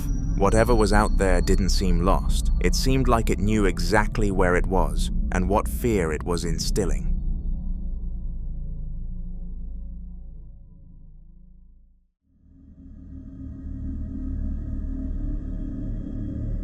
In this next story, a man who had been working the night shift at a hotel for several years explains the creepiest thing that's ever happened to him on the job. He says he'd never experienced anything paranormal there before, which is why this moment completely shook him. So I've been working at a hotel for, a couple years now. And I've never had anything like this happen. And I'm borderline freaked out, I'm not gonna lie. So I'm sitting down here at the front desk, right? And I'm on the computer and I'm just typing away. Phone rings. I don't look at the phone. I just answer it. And, I say my whole little spiel or whatever. And it's just silent. The phone is just silent. After about, 3 or 4 seconds, I say hello again. Nothing. And right before I go to hang up, it sounds like I'm hearing somebody just like breathing on the other line. I just hang up and I'm like, okay, whatever. I ain't thinking twice about it. But then I go and look at the caller ID and let me show y'all something. All right. That's the room that called. Okay. Peep that. 505. Now let me show y'all something. I'm gonna go over here to the elevator so y'all know I'm not bullshitting. And I'm gonna turn the camera around. How many floors do you see here? Because I'm pretty sure we don't have a room 505 nor 5th floor.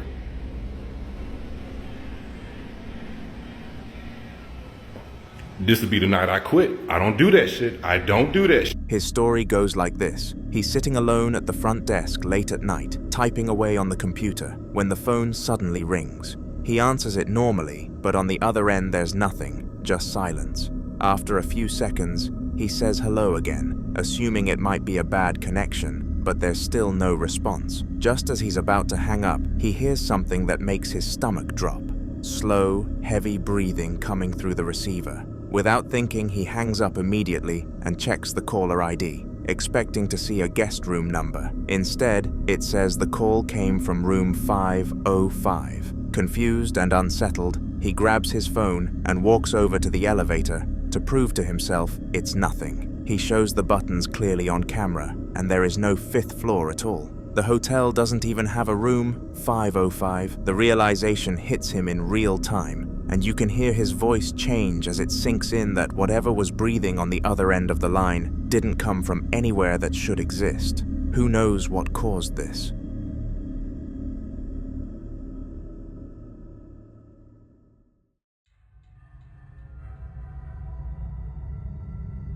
Two friends were exploring an abandoned flat complex late at night, filming as they moved through the outside area to document the place for themselves. The building had been empty for years, with broken windows, peeling paint, and an eerie silence that made every footstep echo. As they were scanning the upper floors from the outside with a flashlight, one of them, a guy named James, suddenly stopped. He pointed the camera toward a very specific window, saying something had moved. Just watch this.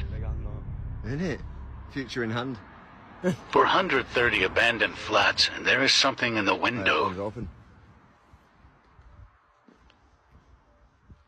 Yo. You see movement then? Move the light. Yo. What the fuck is that? Yo. The curtains inside that flat were moving slowly, swaying back and forth even though there was no wind, and every other window in the building was completely still. James zoomed in, trying to get a clearer look, when an unnerving face suddenly appeared behind the glass. It didn't move like a normal person stepping forward. It was already there, pale and distorted, staring straight back at them from the darkness. The two friends froze, in disbelief, as the face lingered for a split second, before fading back into the shadows and disappearing entirely. After that, the curtain stopped moving. James later emphasized that there was no one else in the complex, and no way anyone could have known exactly where they were standing. Against their better judgment, they decided to go inside the building to see if there was any chance someone else was actually there. The moment they stepped into the block, it was clear the place hadn't been touched in years. Random stuff was scattered everywhere, rubbish piled up in corners, and the air felt stale and heavy. They slowly made their way toward the flat they'd been filming from outside, keeping the camera rolling the entire time. We both go inside the building block to see who was in the window. What happens when we get in is beyond strange. Hello? Just watch. Which one is it? Check this.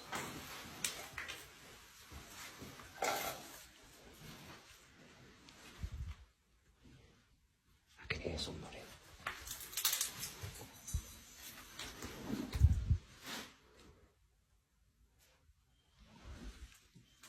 You know, there's dinging and beeping and...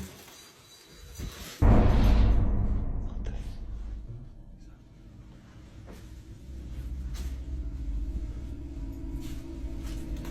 Is that the window there?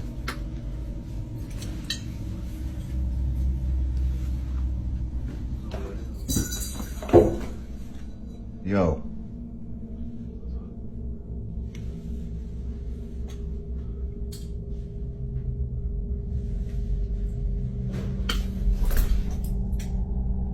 Hello? Isn't it? Hello?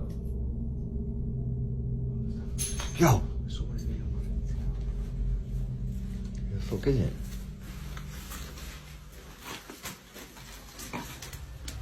To be continued. As they reach the room they believe the face came from, the guy behind the camera pauses and says he can hear something moving nearby. The area itself looks empty of life, stripped bare apart from debris on the floor. Then suddenly, a sharp metallic sound rings out, like a metal pin or small object dropping onto concrete. They both freeze. A few seconds later, it happens again, this time louder and closer, echoing down the corridor. Their tone changes instantly, voices dropping as they scan the room and nearby hallways, but there's nothing and no one in sight. James calls out a hesitant hello, his voice bouncing off the empty walls. Almost immediately after, another noise answers back from somewhere deeper in the building, but the source stays completely hidden. Whatever they saw in that window didn't stay behind the glass, and at that point, the exploration stopped feeling like curiosity and started feeling like they weren't welcome there at all. Subscribe as this exploration may continue in a future video.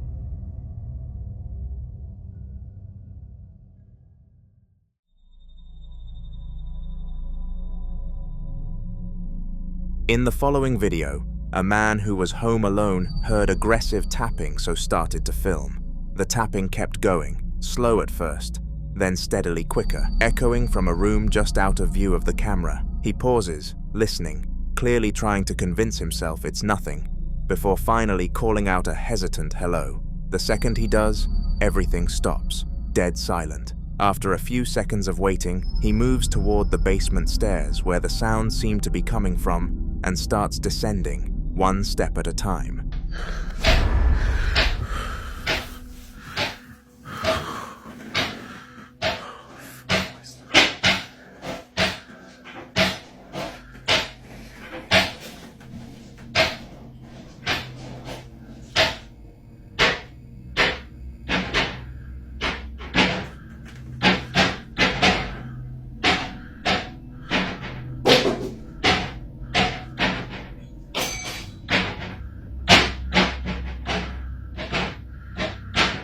Hello?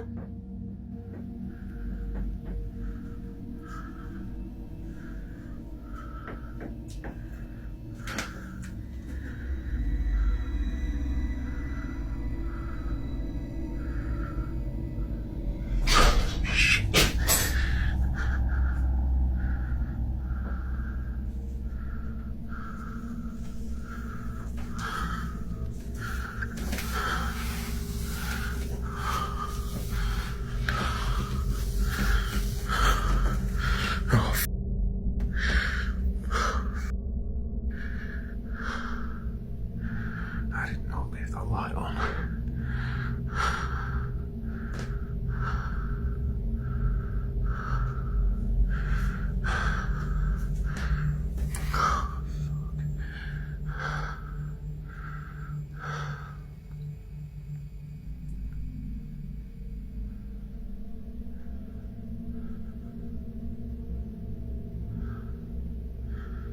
Oh, shit. Stuff on the floor. Whoa!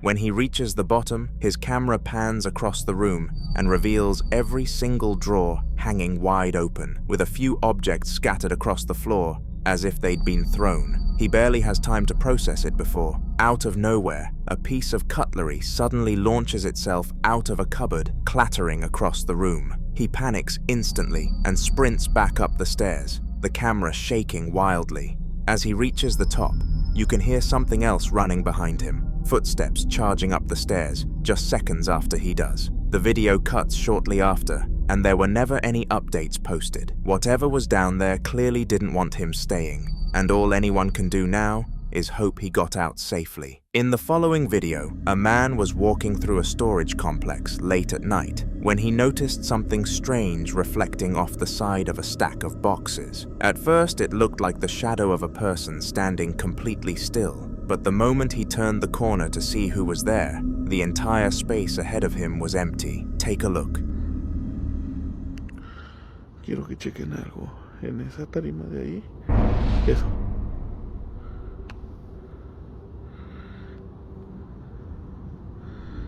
Y chequen, estoy yo solo.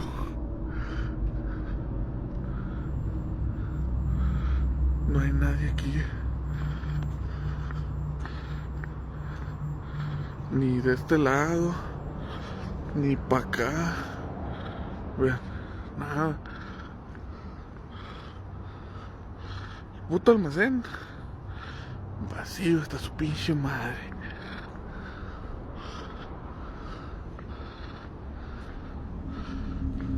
He slowly walks down the long, stretched aisle between the rows of storage units, sweeping his light left and right as he passes each gap.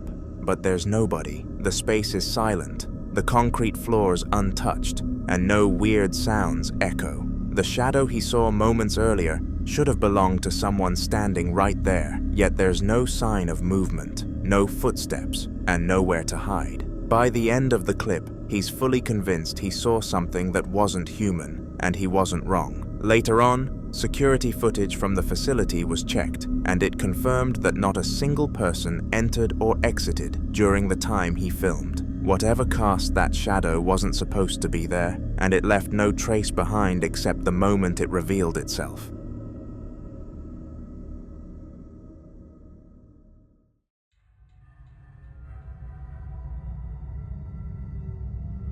Basements are the most likely place in somebody's house to be haunted, and for Taz, that idea has basically become a daily reality. Activity in his basement has picked up so much recently that he now films every single time he goes down there, just in case something happens. This time, he was carrying a load of laundry down the stairs, trying to act normal, even though he admits the place never feels empty. A ghost lives in my basement. Activities have picked up, so I decided to record every time I go down there. This time I caught it on video.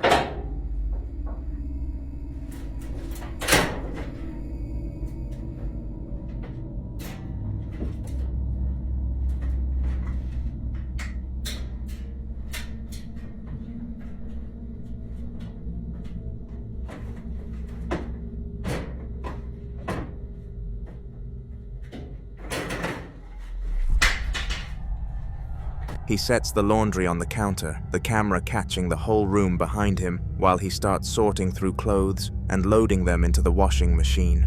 Everything is quiet for a moment, just the sound of fabric rustling, until something in the background suddenly moves. A bright yellow object sitting on the wall shifts on its own in a very obvious way, like someone nudged it. Taz doesn't notice at first, still focused on the washer, but the object continues to wobble before collapsing entirely a few seconds later, falling off the shelf as if pushed. There's nobody else in the basement, no draft, nothing touching it. This wasn't a light object being blown over either. It was something heavy enough that it only ever moves when something interacts with it.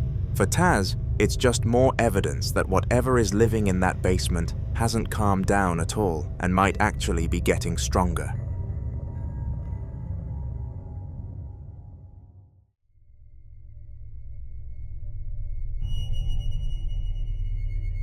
In a haunted housing complex, the Scottish Ghost Company returned to one of the strangest locations they've ever investigated, an abandoned multi-house property where they've had responses before. It's just the two of them, a man and a woman, walking slowly through the empty rooms with nothing but their flashlights cutting through the darkness. They remind viewers that nobody else is anywhere in the entire complex, and the silence around them feels impossibly heavy. Eventually, they step into a room they call one of the most active spots in the building and greet whatever spirit might still linger there. They ask if it can open the door for them, half expecting nothing to happen, but of course, something does. Hi everybody, I know you can't see us very well, but we are here. Hi! Hi. We are alone in a building which, sorry, I'm just going to turn you around. Yeah, we are alone in this old warehouse complex. We have set up a room video. We've been live on Facebook and we've had quite good responses from a door moving on its own in here. So the only other living person is the security guard, who is about 3 buildings away. So there's absolutely nobody except us in the whole area. So we've heard so many loud bangs in here. So we're going to try and do it again. Hi, Spirit, we're back again. Is it? There you go. Well, when we left this, it was open. It was wide open. Spirit, if you're still with us, I know I said I wasn't coming back. Could you... I'm so impressed with what you were able to do. Can you open the door, please, if you're still with us?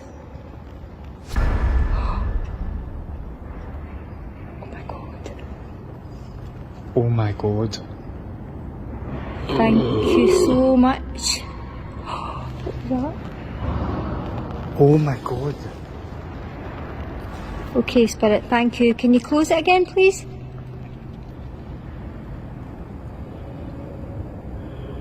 Close the door over, please. We're really impressed. Thank you. Thank you. Oh my god. Well done. Now... A moment later, the door begins to move, slowly and smoothly, swinging fully open without a single creak. Both of them stare with wide eyes, shocked, but keeping surprisingly calm as they thank the spirit. Then they ask if it can close the door again multiple times, but there's a brief pause before the door gently pulls itself shut, the same smooth movement as before. The whole interaction is clear, controlled, and impossible to explain, but at least the investigators and I got content.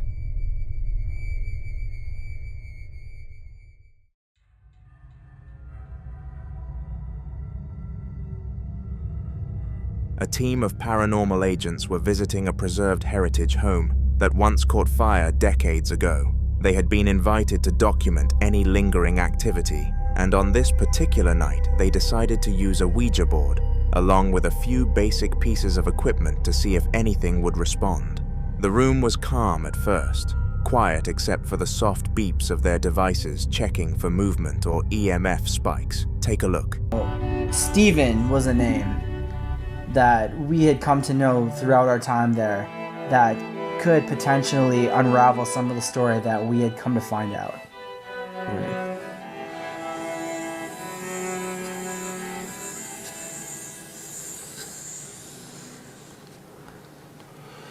So we're trying to see if anybody's here. Maybe somebody named Stephen or... Immediately the REM pod as soon as he said Stephen. And it hasn't gone off. It hasn't gone off in even hours. During the live stream. It didn't go off at all. And solid. It did go off earlier that one time in the bathroom, but... That's really weird. What was that? Yeah, you heard that too? Yeah. It was a shh. I heard something behind me. Oh my god. Okay, let's say goodbye. As soon as one of them mentioned the name Stephen, a former resident who lived there before the fire, the equipment lit up instantly, as if something was acknowledging the name. Shortly after, they heard something strange say, "Find me," to them both, as if beckoning them to explore this place further. Both investigators froze, shocked by how clear and direct the message was. While they tried to process it, something else in the room started drawing their attention. On the far wall, an old decoration hanging from a hook began to gently sway back and forth, even though nobody was near it. The rest of the room remained still. No windows open, nothing that could have caused it. The timing made it feel like Stephen, or whatever answered to that name, was trying to guide them somewhere, or warn them of something he could not show himself. The agents quickly realized they were dealing with something intelligent, and this heritage home still held more secrets than anyone imagined.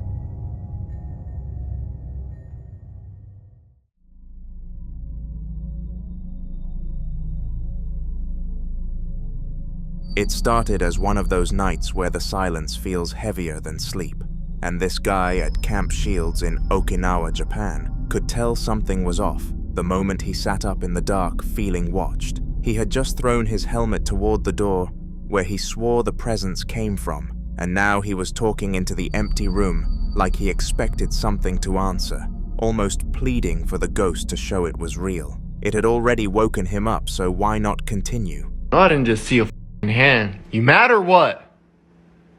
You mad I threw that helmet at you? Do it again. Make some noise. Show me you're real. Island. Show me. Satan ass motherfucker. Show me. Prove to me that you're real. Do it. What, you mad? Show me. Swing some shit. Make them noises and shit that you did when you woke me up. Do it.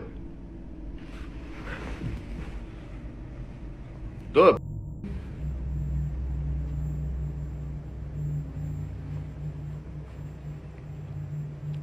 Do it.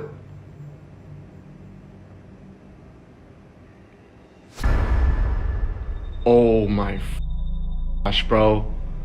He waits, hears knocking like the ghost is getting mad, and an orb crosses the screen. The moment that orb drifts by, his whole energy shifts because he knows he didn't imagine that knock, and he definitely didn't imagine something moving across the room.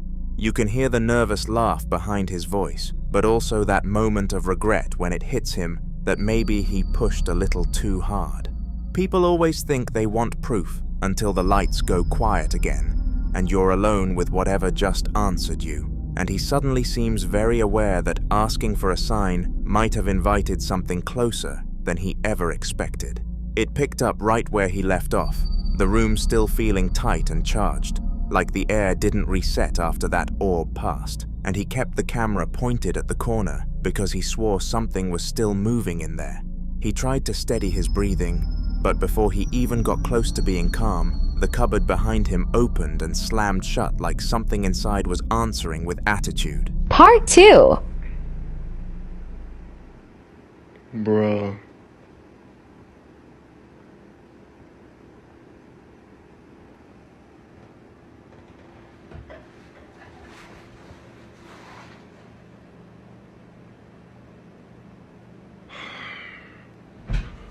Hey!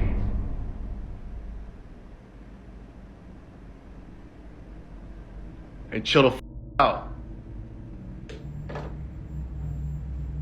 tired of your shit.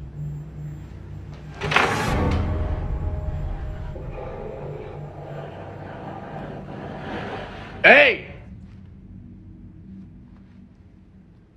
Cut that shit off.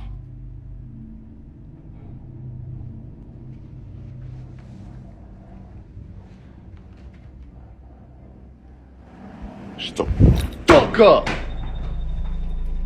He turns, trying to get a good angle while filming as 2 knocks hit from inside the cupboard. He tells it to chill the fuck out. Then a harsh scraping sound erupts, followed by something falling to the floor.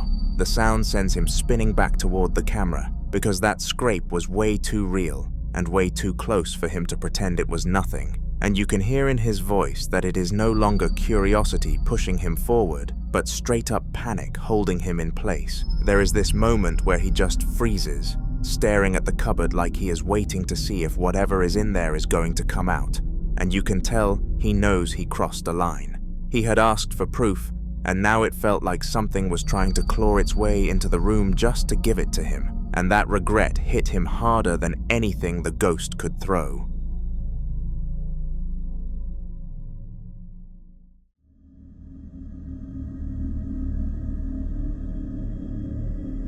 It was one of those late-night walkthroughs where the building feels older than its walls, and the Ogden Paranormal Investigations team had barely stepped into the Salt Lake City clubhouse before realizing the place carried a kind of quiet that did not belong to an empty structure. They set a camera in one of the lower rooms, letting it run while they explored, and you can hear their footsteps echoing above like the spirits had already started listening. One of the investigators went out of frame and called out to whatever was on the top floor, asking it to come downstairs and join them because he wanted to see if the place really lived up to its reputation. That's you upstairs. You're more than welcome to join us here in the basement. We'd love to talk to you.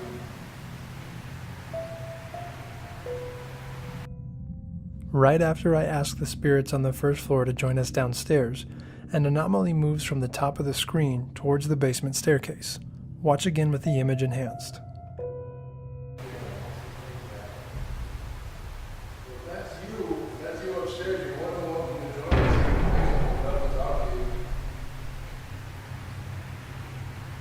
upstairs. You're more than welcome to join us here in the basement. We'd love to talk to you.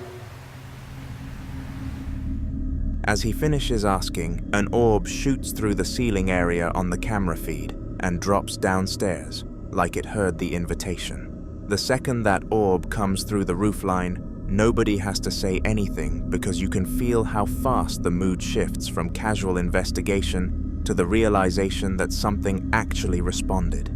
The investigator who called out suddenly sounds unsure about his own words, and the room feels heavier, like whatever moved through the floor did not come alone. Moments like that remind them that sometimes the spirits do not wait for permission. They take an invitation as a door opening. Upstairs, the camera had been running quietly, pointed down the dim hallway where the team hadn't walked yet, and the air up there already seemed thicker on the recording, like something was hovering just out of frame in the doorway. The investigators were still reacting to the orb dropping through the roof downstairs, completely unaware that the upstairs feed was catching something even stranger.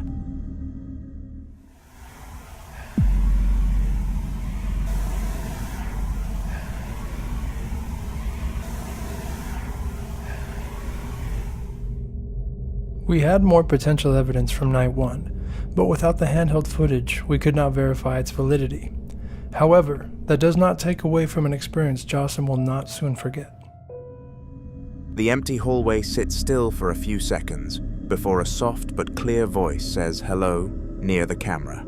The moment that single word comes through, it cuts through the silence in a way that doesn't sound like an echo or a creak, or any of the usual building noises they're used to, and it feels more like a direct acknowledgement from whatever they had called down. It's the kind of greeting that doesn't feel friendly or hostile, just aware, like something wanted them to know it heard the invitation and was deciding whether to follow. And when the investigators later reviewed the footage and heard that hello, you could see the realization hit them that they weren't just exploring a haunted clubhouse, they were talking to something that was willing to answer back. Chris had brought out a Ouija board the night before with his friend, hoping to finally get some kind of response after everything that had been happening around his house. But the plan fell flat, and the board stayed silent the entire time. Now he was home alone, trying to convince himself that the quiet meant things were settling down. But the house had that strange stillness that always made him feel like something was listening. He was sitting in the living room when a sudden knock echoed through the house, even though no one was at the door, followed by a soft tapping that seemed to come from the room he was in. Take a look. A lot of y'all's gonna be mad at me, but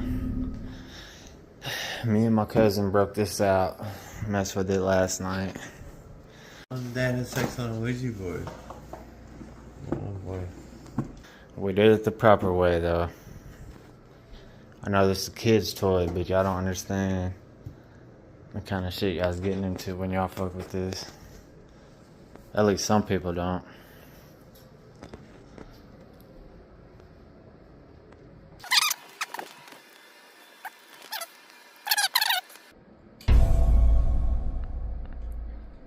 I heard it, but I didn't see it.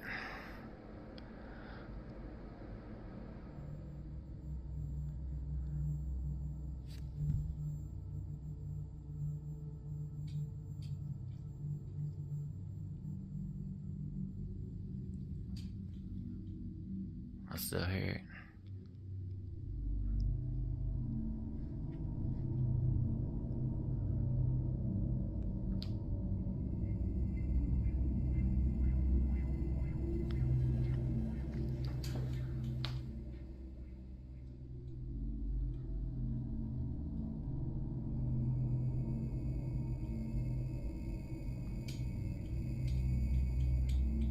You can hear that, can't you? I can. It sound like tapping.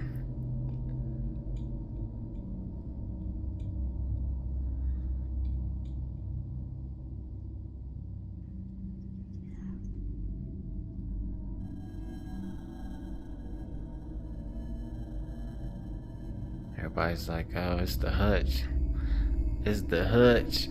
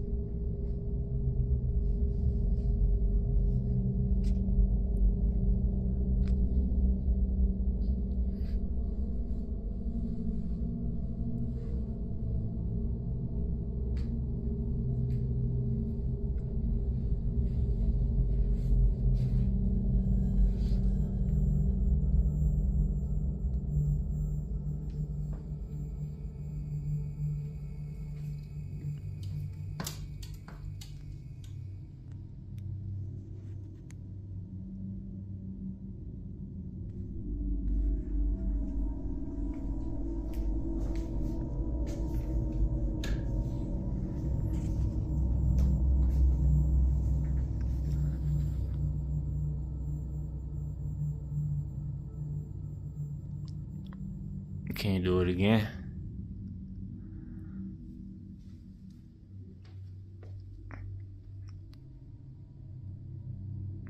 This is a selfie stick I taped to a tripod.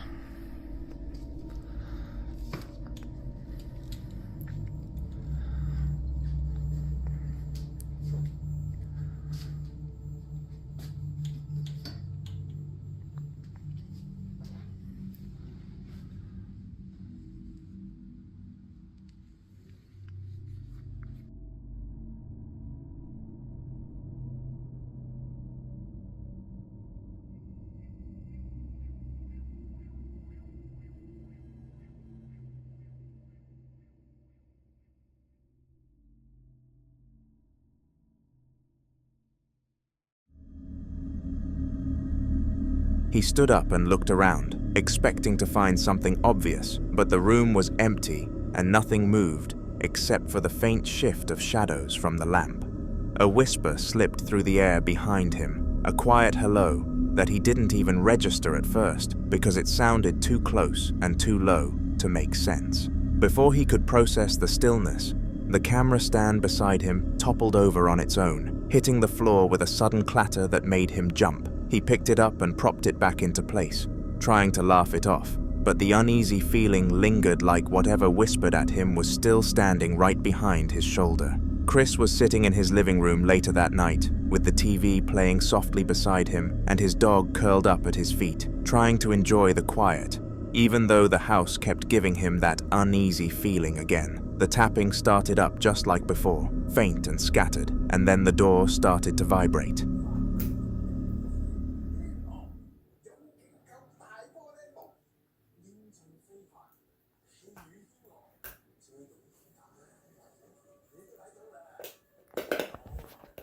It's not chewing on it. I'm sorry, y'all. He's just playing. It may be loud on my phone. I don't know yet. But yeah, we're just chilling. And I swear, up and down, I could have swore the door was vibrating. It's a sliding door. Slides into the wall.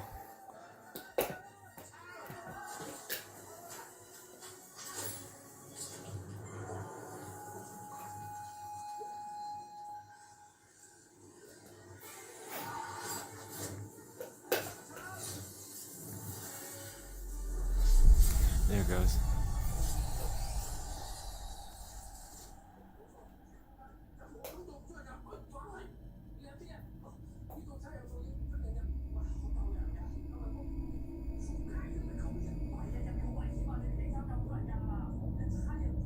It's making me shake a little bit. I'm sorry.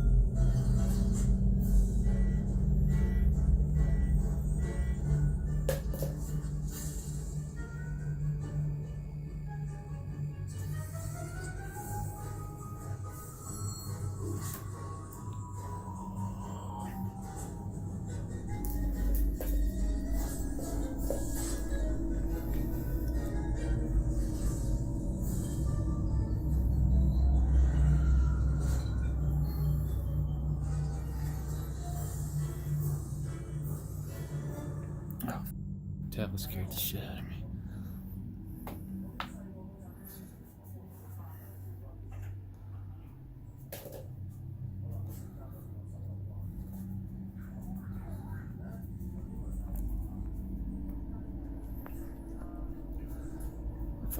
Turn us to the light.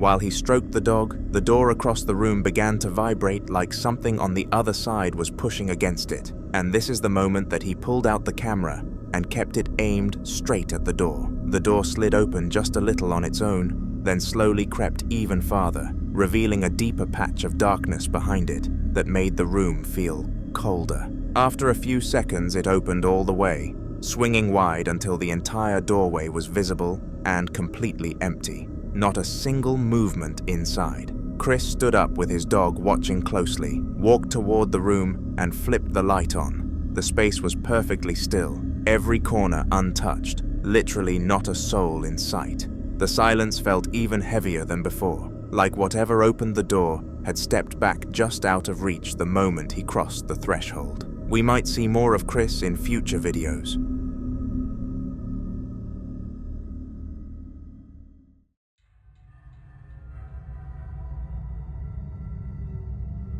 The hospital room looked totally ordinary on camera, just a standard space with a bed in the center, a chair pushed against the wall, a small table with folded blankets, and the usual equipment sitting quietly in standby. Nothing looked out of place, and the frame stayed steady for a while, showing a perfectly normal scene with no movement at all.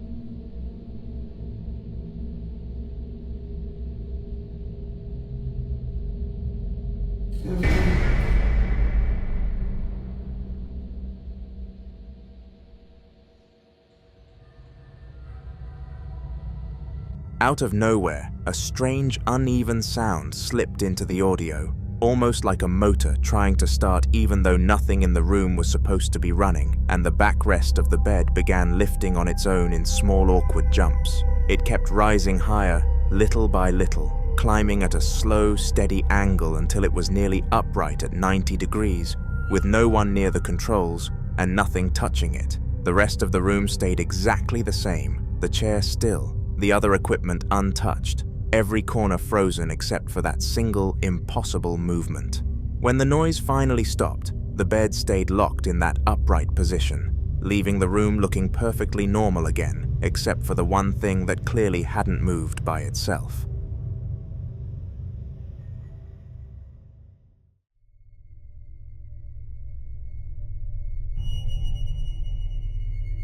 Sabia had a security camera set up in her kitchen in the Netherlands, just a regular feed showing the table and a few candles sitting untouched near the back wall. Everything looked calm for a while, nothing unusual happening at all except for a few soft orbs drifting across the screen like dust catching the light.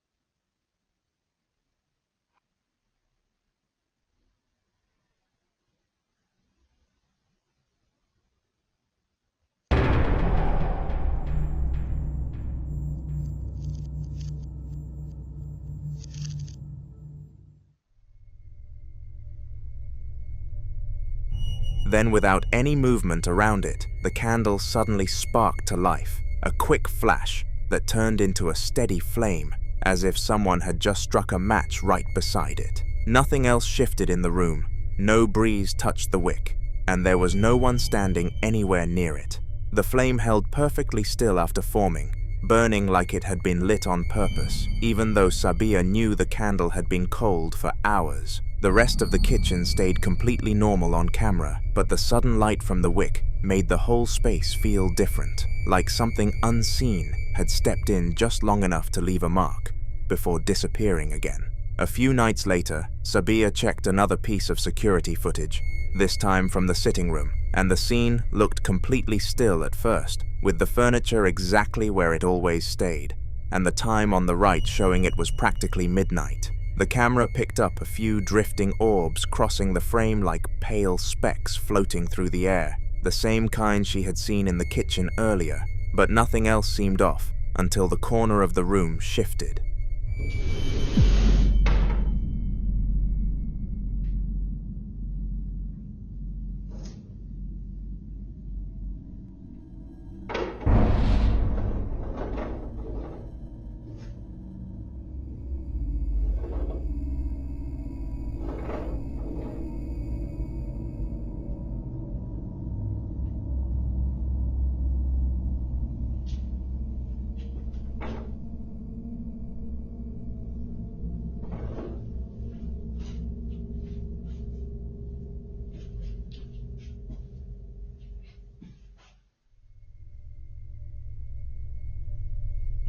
A chair that had been pushed neatly into the corner slid forward on its own, moving in one smooth line across the floor, even though no one was near it. More orbs drifted by in clusters right after, almost like the movement stirred something up, and then the painting on the wall began tilting slowly side to side as if an invisible hand was nudging it. The rest of the room stayed perfectly quiet.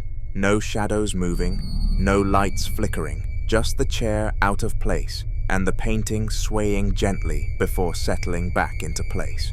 Watching it all unfold at midnight made the sitting room feel less like a normal part of the house and more like another spot where something unseen was making itself known piece by piece. Who knows if it continued, because this is the last we heard from Sabia.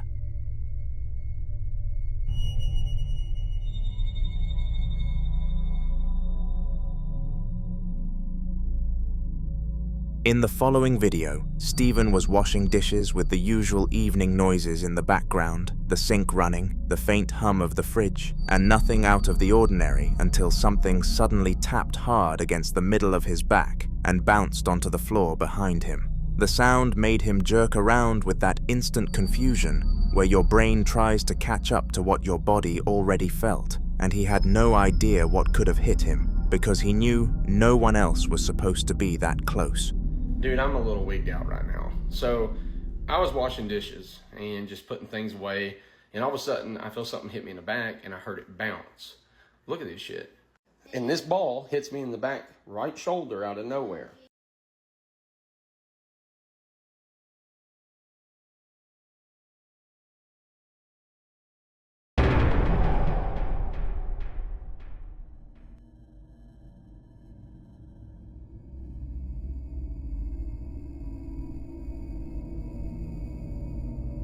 And what's even crazier is look where Avery's at.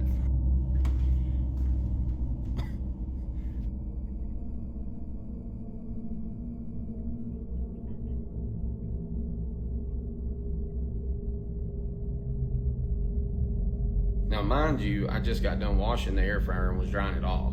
Whatever it was had a little bit of force. And I'm gonna tell you right now, Lauren's been in bed for almost 2 days. Like, she gets up for a little bit, but she has not felt good at all. And Avery, let's just face it, if he's not watching his tablet, he's on the Oculus or he's outside. And I knew with it being like 12 o'clock, he's inside. So I have no idea. Now I have a lot of activity. It's not like malicious or anything, but that right there was the first time that's happened. So I don't know, what do y'all think about it? When he cut to the CCTV footage, the camera clearly showed a small ball shooting across the room and hitting him square in the back before dropping to the floor, and the look on his face as he turned around said everything about how unexpected it was. He switched the feed over to another part of the house where his son Avery was sitting in plain view, completely occupied and nowhere near the kitchen, just to make it absolutely clear it couldn't have been him messing around. The replay showed no one behind Stephen, no shadows moving, no sign of any trick, just the ball launching on its own and hitting him like it had been tossed by someone he couldn't see.